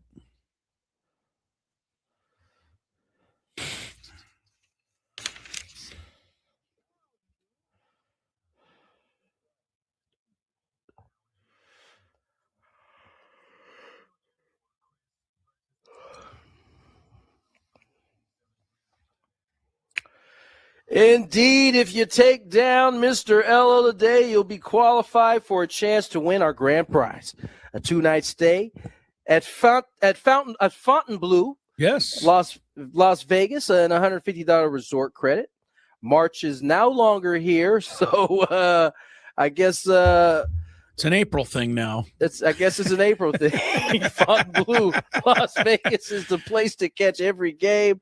High energy watch parties with expansive screens, great food and drinks, exclusive room rates, plus the pool and day club are open. Book your stay today at Fontainebleau, LasVegas.com. Now, all right, for those who haven't played Chris versus Fan, let me read you the rules. You have to make it through 3 questions. Each question will get more difficult. If you get the question right, you move on. If you get the question wrong and Chris gets the question right, you're gone. If Chris gets it wrong, then you move on to the next question or win. If you're a first-time player. First-time player, you will automatically move to the second round. All right, Mr. Klug, I believe you know who the contestants are. Should have them here. Let you bring them on up, Adam. Or let me put it in your board, but we got Mark and Vista leading us off. Oh, good. Let's go with Mark and Vista leading us off. Mark, how are you today, my friend? How's it going, guys? Very good, Mark. It's going well. It's going well. Here we go. First question.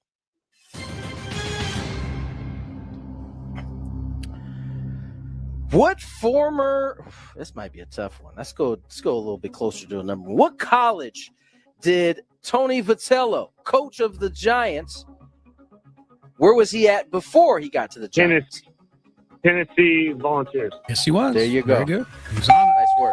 By the way, I think we just take liberties at Tony Vitello. He was the national championship coach a couple of years ago, so it does have that credential to his name.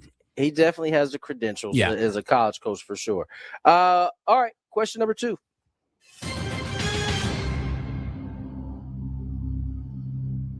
Kirk Cousin, we talked about him earlier, will have played for 4 teams now that he is a Raider. Name the other 3.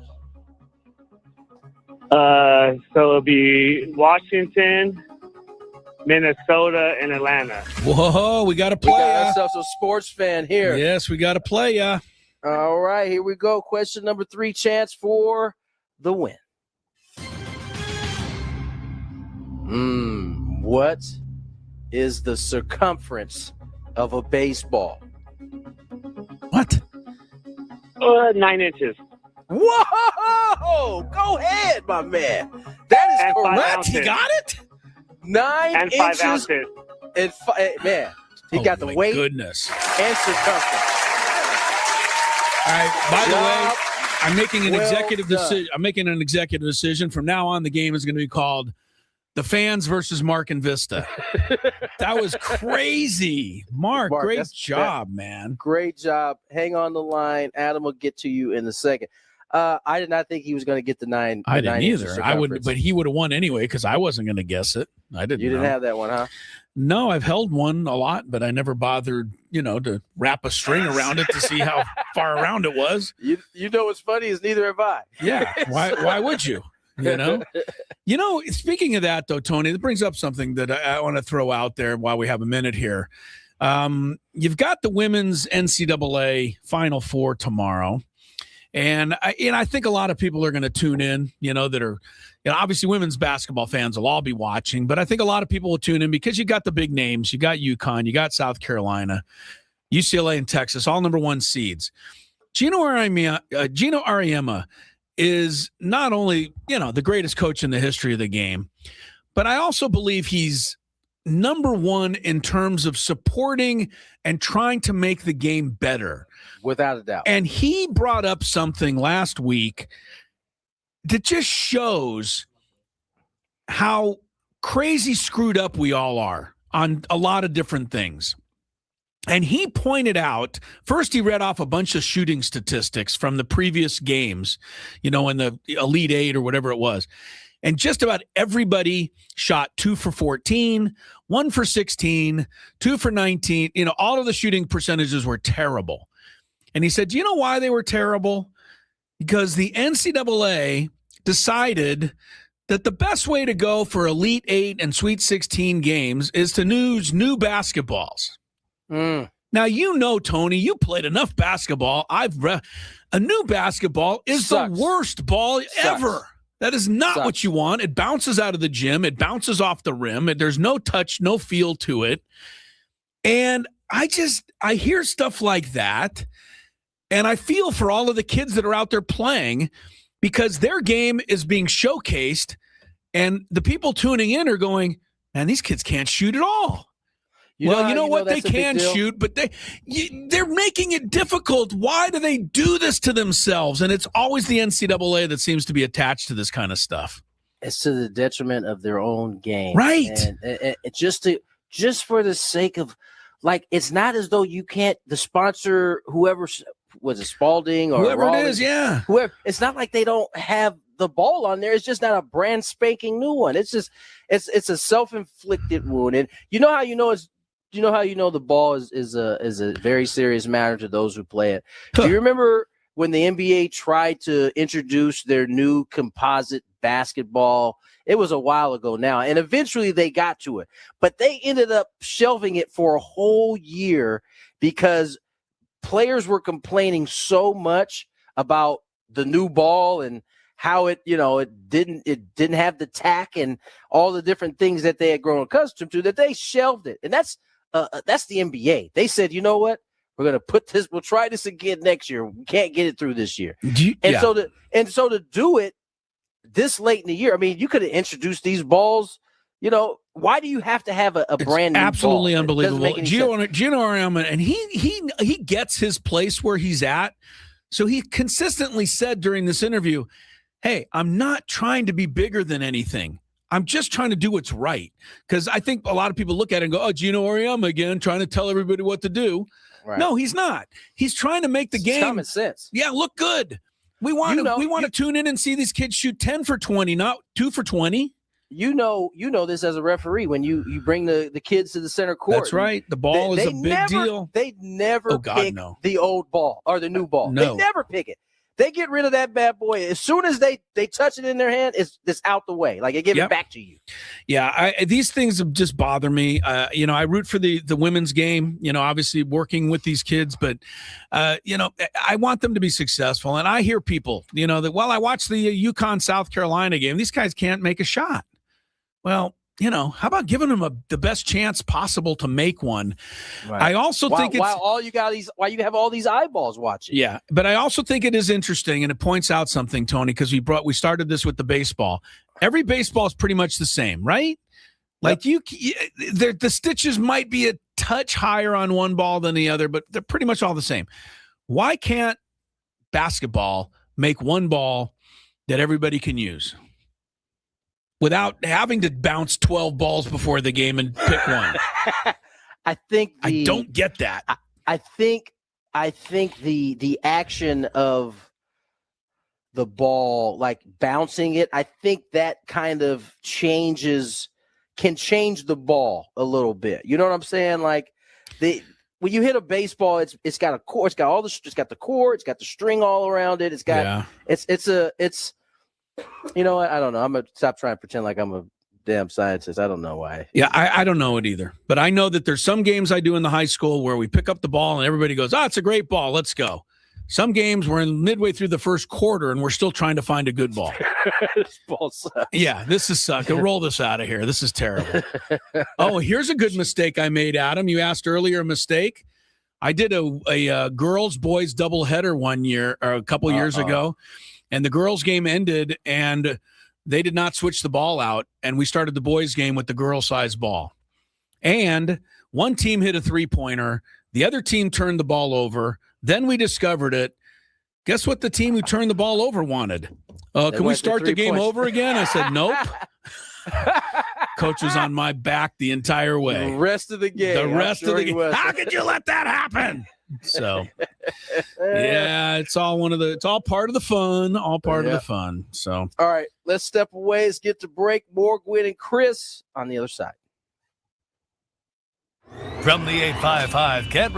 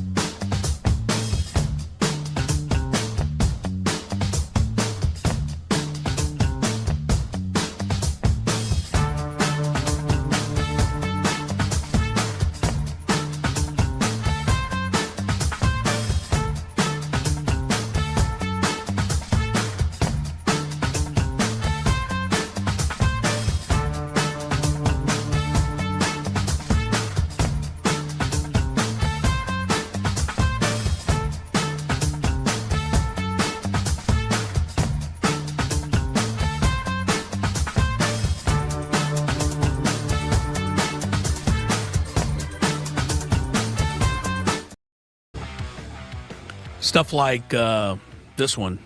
Cecil and Prince Fielder, father-son duo, both ended their careers with 319 home runs. Yeah.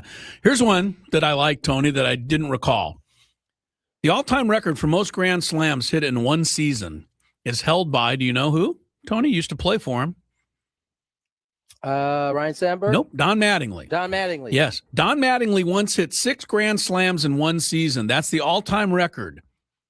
He never hit another one before or after that season.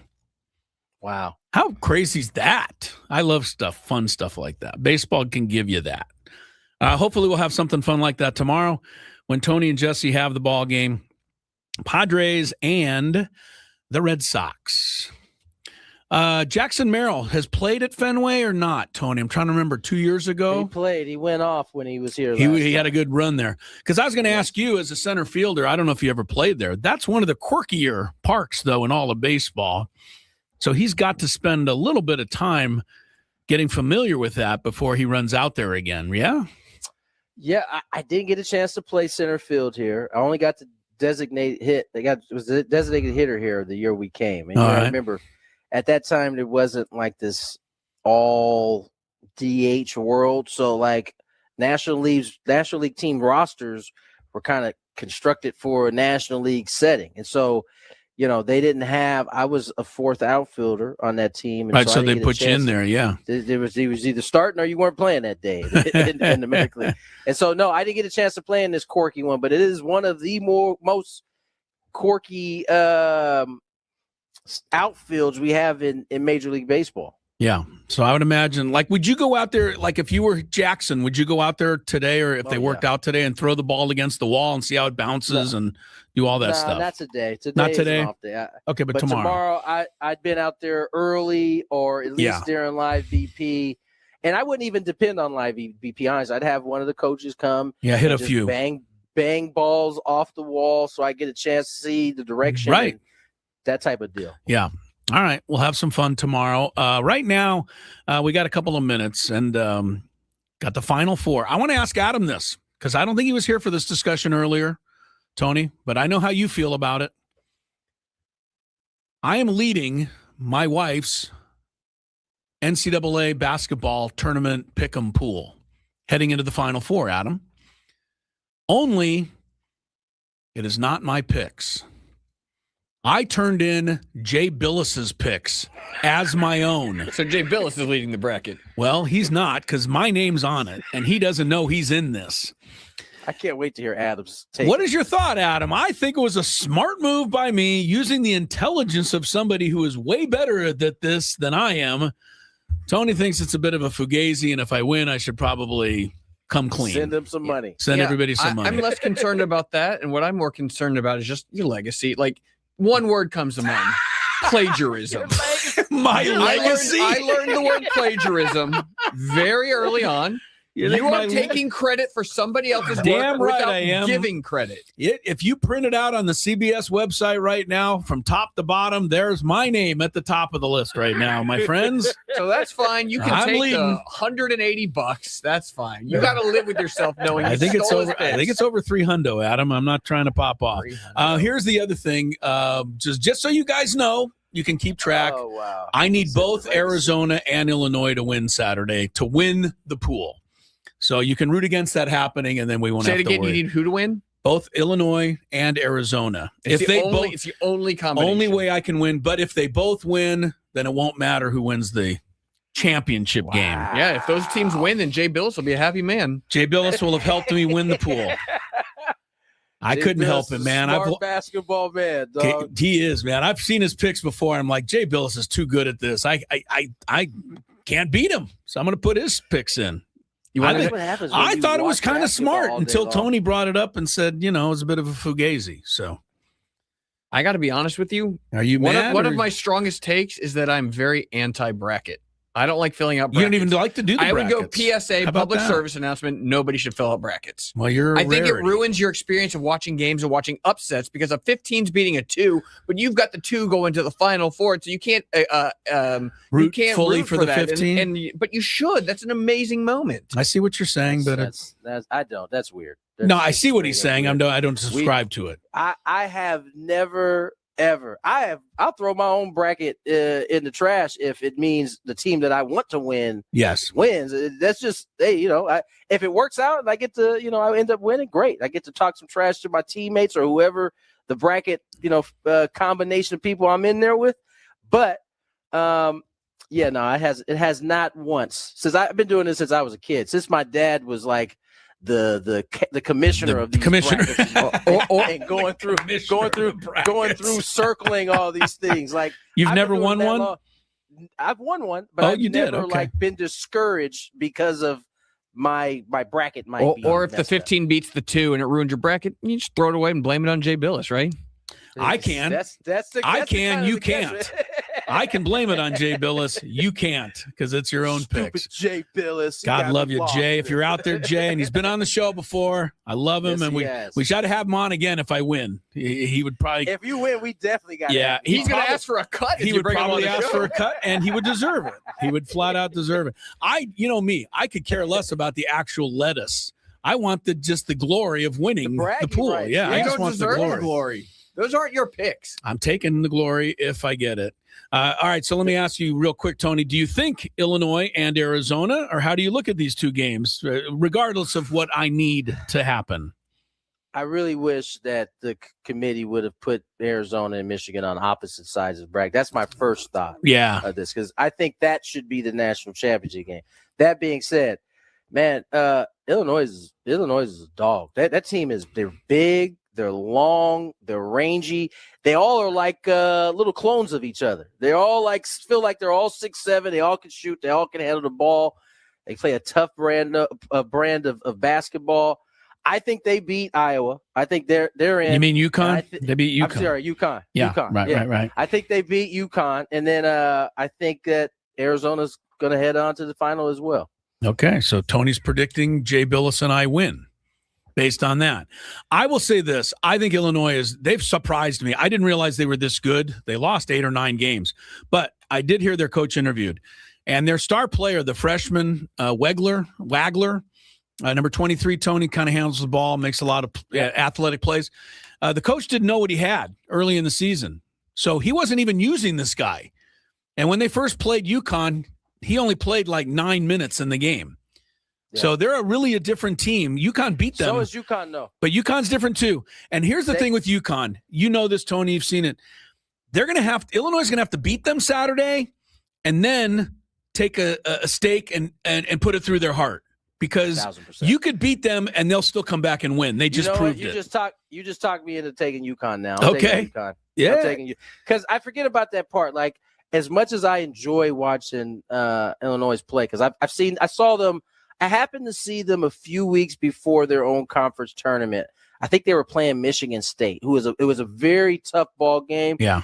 And their toughness is not to be questioned either, but UConn's on a whole other level. I think there's a belief in that team that you as you said, you not only got to beat them, you got to drive a stake through their heart in order for them to get them out of there. They are going to be so hard to beat. Arizona, Michigan is a fun coin flip game, but I'm rooting for Arizona. However, if Michigan wins, guess what everybody's going to say? It's all because Tommy Lloyd was thinking about going to North Carolina. Of course, and that won't be fair to Michigan, because if Michigan beats them, they deserve it straight up. They've been the best two teams from start to finish, in my opinion, and to this point. I should say from starting to this point, they've been the most dominant two teams, Michigan and Arizona. They're both fun to watch. Don't forget, Michigan beat all these teams by like 30 points this year. They beat Tennessee so bad last week. Dusty May, by the way, fun fact, was the coach of Florida Atlantic when Butler hit the shot in the Final Four. Now he's at Michigan. So something to keep in mind. Yesterday, by the way, was the anniversary of that shot, Tony. Just thought I'd throw that in there for us Aztec fans. It was running all over Twitter. And I watched it every time. I think I'm in a group chat with some of my baseball guys, and they had it running through there as well. So everybody's been watching it. We have. How about Georgia in the NCAA? Adam, anything? I don't think they showed up. Pretty sure they did. Still haven't won a game in 30 years. 30 years. High Point can win a game. Georgia cannot. It's with all due respect to your school, because you are a great football school. I mean, to be as powerhouse and money laden as Georgia, how do they not win an NCAA game once in 30 years? That's really not easy to do with their resources. All right. We got one final segment, and then, you're all going to get to hear the epic roundtable at the top of the hour. Stick around. More Gwynn and Chris coming up.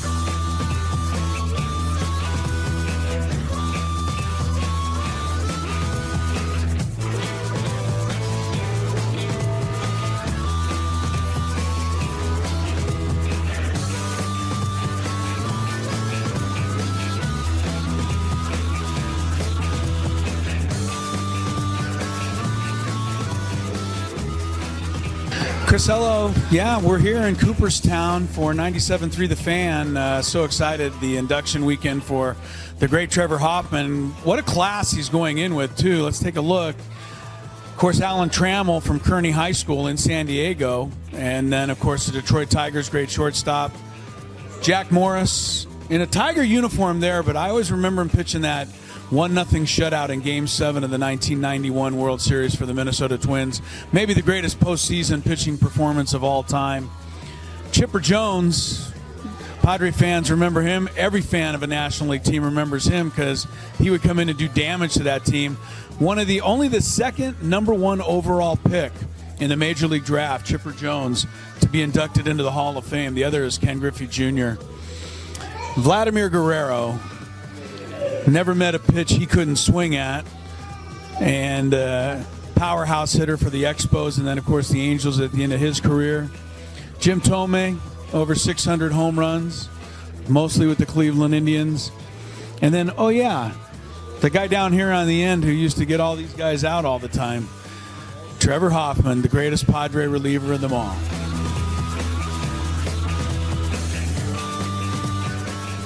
Two of the greatest outfielders in the history of baseball. Of course, you've got Babe Ruth right here.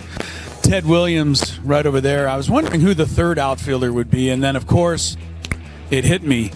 Tony would be upset if I didn't say that the third outfielder, who will someday probably be displayed right here between these two guys, is obviously Mike Trout.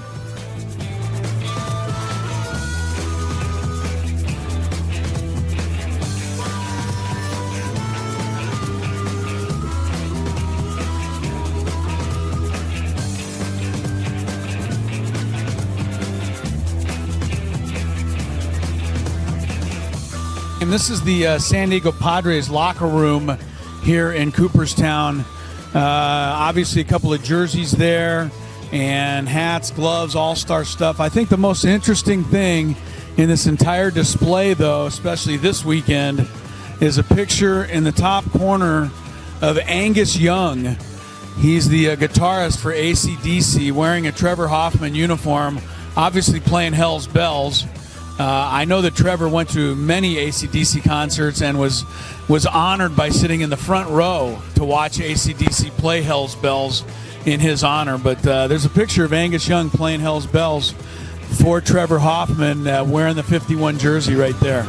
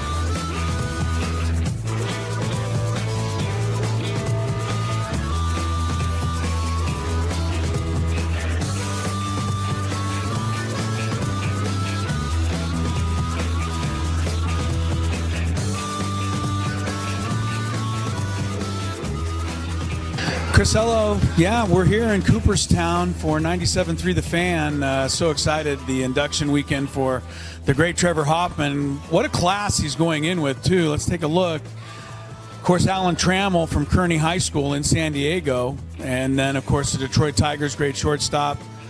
Jack Morris in a Tiger uniform there, but I always remember him pitching that 1-0 shutout in Game 7 of the 1991 World Series for the Minnesota Twins. Maybe the greatest postseason pitching performance.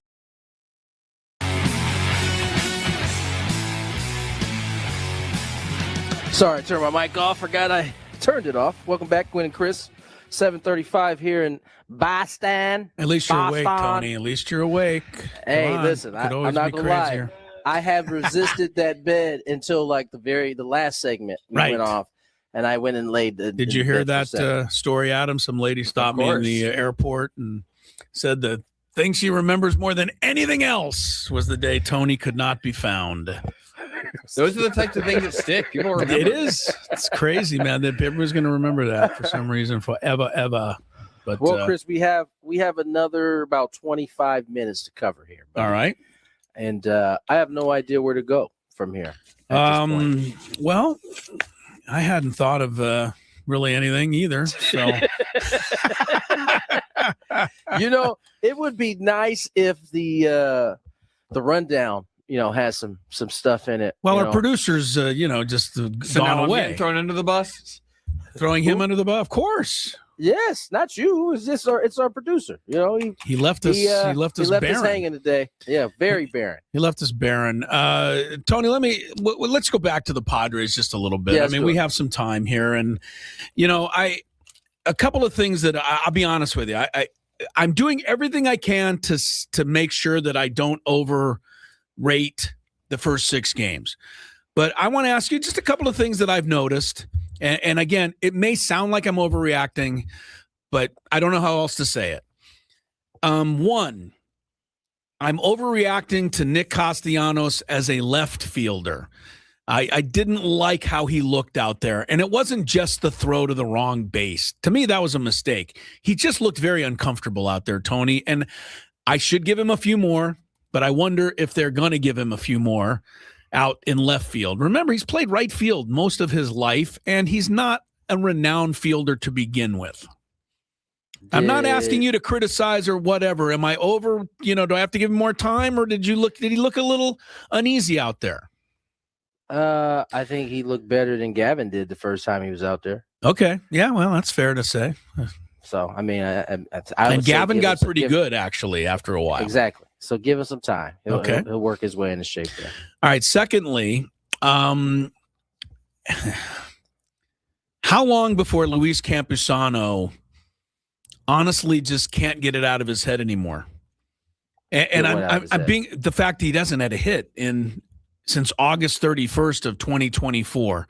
I want him to get a hit so badly, Tony, but it's been 34 at bats over this strand of time. I don't know how you go to the plate and get that out of your head. The guy crushes the ball at AAA. We all want to see him start crushing the ball for the Padres. How do we do this? What's best? We don't do anything. We sit and watch the game. I think Luis will eventually pull himself out of it. I don't think he's thinking about August 20, whatever. Yeah. That's a long time to be thinking about, like, he had a whole off season. Not to mention all the at-bats he had. I don't think he's thinking about it from that standpoint in terms of, man, I haven't got a hit since August, whatever day. I know. I don't think he's thinking of it that way. I just think, listen, you need at-bats in order to get better at those type of deals. And I think he's going to get at-bats, and he's going to get a hit, and we're going to get past this, and he'll be fine. I hope it breaks loose. All right. Here's something I would do. I'm not Craig Stammen. Late in the game with a 1-run lead or a 2-run lead, such as yesterday in a tight defensive type 3-1 ball game, which it was until the bottom of the 8th, I think you got to put Ty France in for the time being as a defensive replacement.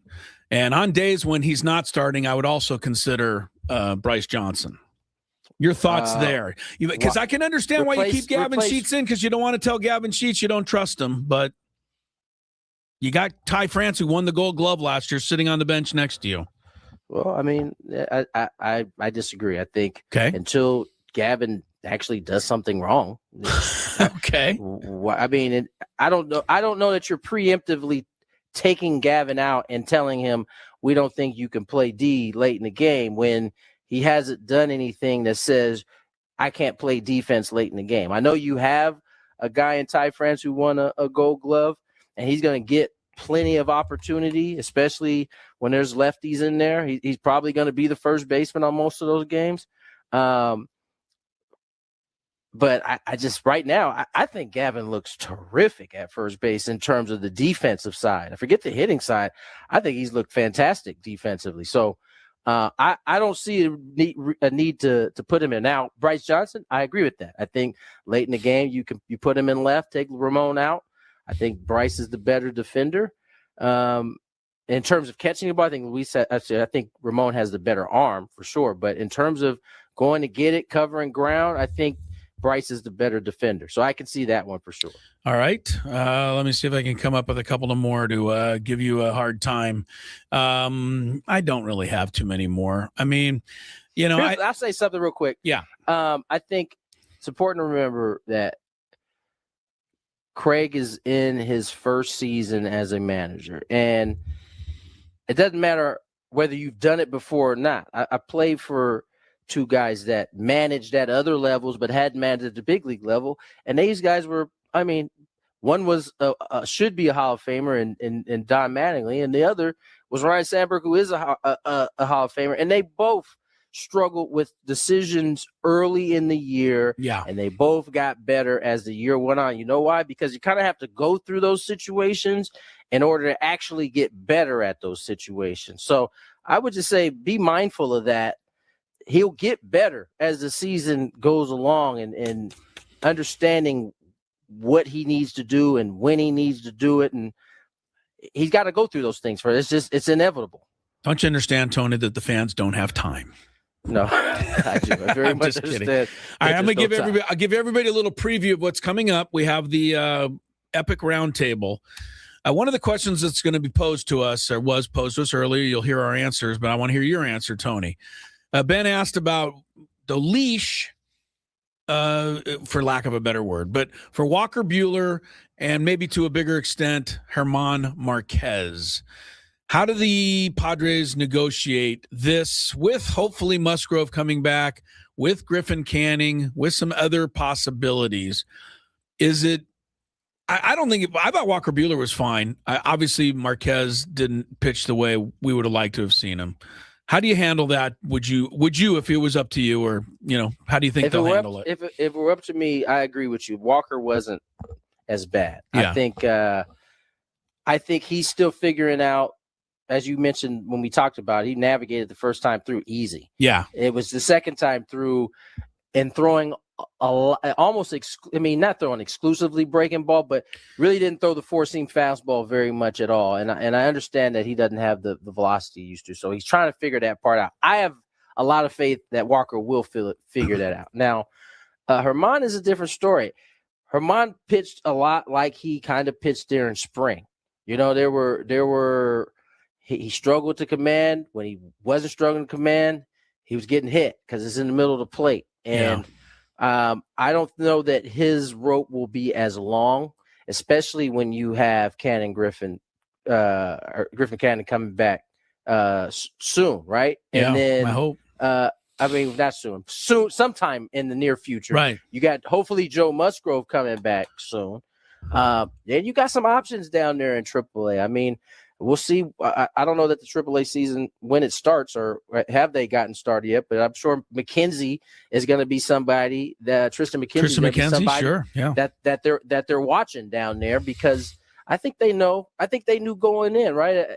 It wasn't until Joe got hurt that all of a sudden, I think Marquez was really in play at that point. I think he hadn't really thrown the ball great at that time. And I think his time was running out. Only Joe got hurt, and it allowed for him to kind of have a little more time. He looked a little better in that time, but I don't know that his his rope will be as long as Walker's. I hate to see these things, and I hope it just, reverses course. Because I've always been a German Marquez fan, except when he's sticking it to the Padres, which he used to do from time to time. Did, yeah. This poor guy never got to pitch anywhere but Colorado. He still made an all-star team despite that. He's gone to the mound, except for I think last year's the only 2 years he's ever been hurt. Just a real good competitor, just a solid guy that goes and gives you everything he's got. But he definitely is a guy that gives you everything. Yeah, I mean, his record last year speaks to that. 2-14. He kept running. He kept going back out there. he never said he was hurt, right? He just kept going. Yeah, an injury or a mental issue or whatever it is, that happens from time to time, right? Yeah, I mean, you're right. He's gonna take the ball if he's asked to. Yeah, I'm rooting for him, and but I'm afraid that if he has 3 innings, 5 runs. Yeah, that might. Yeah, who knows? I mean, it's such a competitive world out there right now. It just is. That's a fair thought at this point. I mean, unlike last year, and let me not forget Matt Waldron too. Yes, another capable guy. He threw the ball well during spring training. We'll see what he's doing during the year. His velocity was up to like 94. Like that's a different ball game with a knuckleball versus the 90, 88, 90 he was throwing last year. So. We'll see. I think they have options down there this year, which is why they don't have to stay with the guy as long as they may have last year at the same time. But don't you understand, Tony, if they don't win these next 3 games, the season's lost. You can't mess around with this stuff. I do understand. Yeah. Hopefully they don't lose the next 3. Right. On the other side, we've got we know Michael King tomorrow. Randy Vasquez, Saturday, 110. They're going to be throwing one of their prospects, by the way. Connolly Early is his name for Boston. But let's talk about Vasquez. It's crazy because we're talking about Marquez going the other way. We're talking, Walker Buehler trying to find it. Almost all of last season, you and I fielded calls that said, can we please stop running Randy Vasquez out there? Is there anything that can be done? I can't watch this guy. It is hilarious to me that here we are 7 months later. We can't wait to see him pitch on Saturday. Facts. Like we're so confident. Facts. Right? I think this is why you don't remove a guy like Vasquez. Without all of that experience last year, the ups, the downs, the traffic cop, the getting in and out of, jams. Without that, you don't get to this version of Randy. And the one guy I think that Randy's going to turn and thank at some point is Yu Darvish. He has been watching him pitch the other day. He had a lot of you in him. Early, soft, hard fastball, to finish guys late, like pitching backwards. Like that's something I don't know that Randy had in his repertoire before. Now, going out there and watching his spring training and the seriousness that he came into camp with. I don't know if you guys noticed, but last year that was kind of the conversation coming in spring. He came in a little out of shape, wasn't ready. Fastball was at like 90, 91. He came in just way more serious. It was a very professional approach to the spring, and he looked the part in game 1 of his starts. I mean, that version of Vasquez was the same guy we watched in 6 weeks of spring training. Yeah, I agree. It's just interesting, right? I mean, he could not. You were just praying on the days he pitched. Now you can't wait. Development also means enduring the struggle part of the development. Like you can't just develop on a upward trend the whole time. That just doesn't happen. Like, and he, we don't have time, Tony. I told you. And so it's a great point, right? Like last year, there was a lot of, wringing of the hands of Randy Vasquez, but I think last year is a big reason why he's throwing the ball the way he has through spring training and at least through the first start. He got a long way to go, but sure, it's a definite. Everybody, even those who didn't like watching him pitch last year, have to have noticed there's a different. This is a different version of him. Millhouse Studios, home to the Gwynn and Chris show. We know how. Chris Ello, Tony Gwynn Jr. is in Boston. And the series starts tomorrow at 11:15 a.m. So, your Friday, get things sorted out, the way you have to. I did want to mention we get Sonny Gray pitching tomorrow, right-hander for Boston. I'll tell you one thing that I'm really tired of talking about, Tony, so I'll throw it your way for a minute. Okay. What's the lineup going to be tomorrow? Where's Fernando going to bat? I don't know. I'm a little tired of it, honestly. Here's my take on the lineup, and I'm going to stick with this for a while. When the guys are hitting, it doesn't matter where they're batting. They're going to score runs. And guess what? When the guys are not hitting like they did the first week, I don't think it matters that much where they bat either. They're not going to score runs. The lineup is so overrated, right? Or no?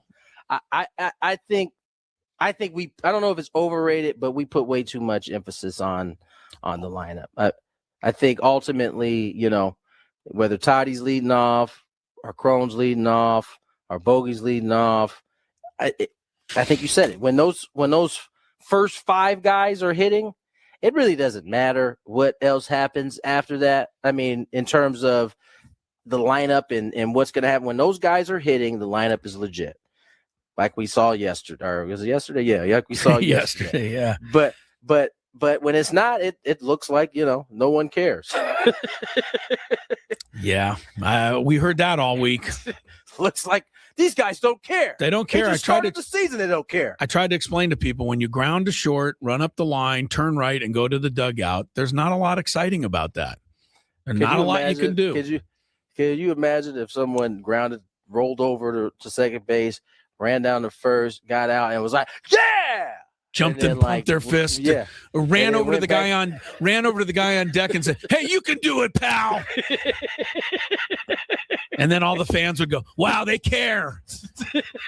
They wouldn't do that. Let's help people get home real quick with a traffic check. From the 855 Get Ross Traffic Center. Injured? Demand justice. Demand Jurowitz. 855GetRoss.com. Here's Sue Aller. Traffic is brought to you by Park 101 in Carlsbad. Watch our boys take on Boston this weekend. Southbound on the 125 at the 8, there's a crash. A debris spill south on the 805 at the 8 takes out the right lane. San Diego baseball lives at Park 101. Watch our boys take on Boston while enjoying game day specials like $5 Estrella Jalisco, $10 bats, $6 Wells, plus green tea and screwballs all game long. Big screens, big fun. Park 101, downtown Carlsbad. I'm Sue Aller with Gwynn and Chris, San Diego's #1 sports station, 97.3 The Fan.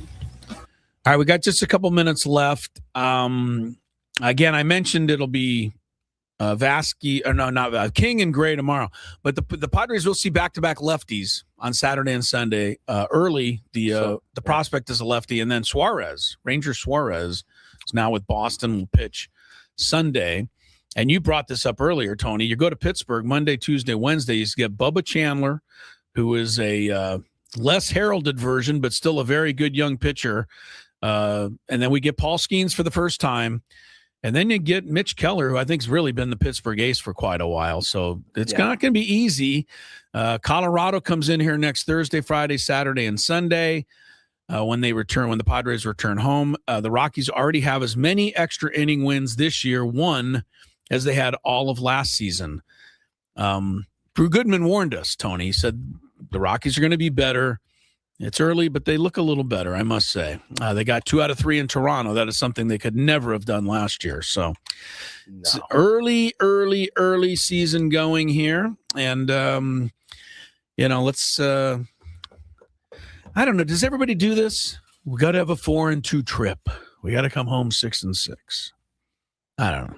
It's one game at a time, I say. How's the booth at Fenway, by the way? Is it? Aren't you right there? Like, if you're not paying attention, you can get conked with a foul ball. Oh yeah, you can get taken out for sure. You can get taken out. It's not a whole lot of space. It's not quite Wrigley, but Wrigley's closer. Okay. No, I'm saying in terms of the space. Oh, right. You're jammed in Wrigley. But I thought Wrigley. At Fenway you're kind of hanging right out over you are, which is a good view for the broadcasters, but it's a dangerous view though, nonetheless. Yes. And I want to thank, I said this yesterday, but I don't know if you saw it up on the board yesterday, Tony, but every time Helio Ramos comes up now, I guess forevermore, the Petco Park scoreboard people are going to remind everybody that I caught one of his foul balls in the press box last year. I thank the Padres for continuing to put that up there and making my achievement live on. Thank you, guys. That's a good one. I always chuckle every time I see that one. I couldn't believe somebody said it to me yesterday, and I said, "Oh, it still lives on." All right, Tony, thanks. Have a great night and good call tomorrow. Adam Klug, great job. I think you get to say goodbye too, Tony. Sorry. Oh yeah. See you guys tomorrow. Well, I won't see you guys tomorrow, but we'll be back tomorrow. Have a good night.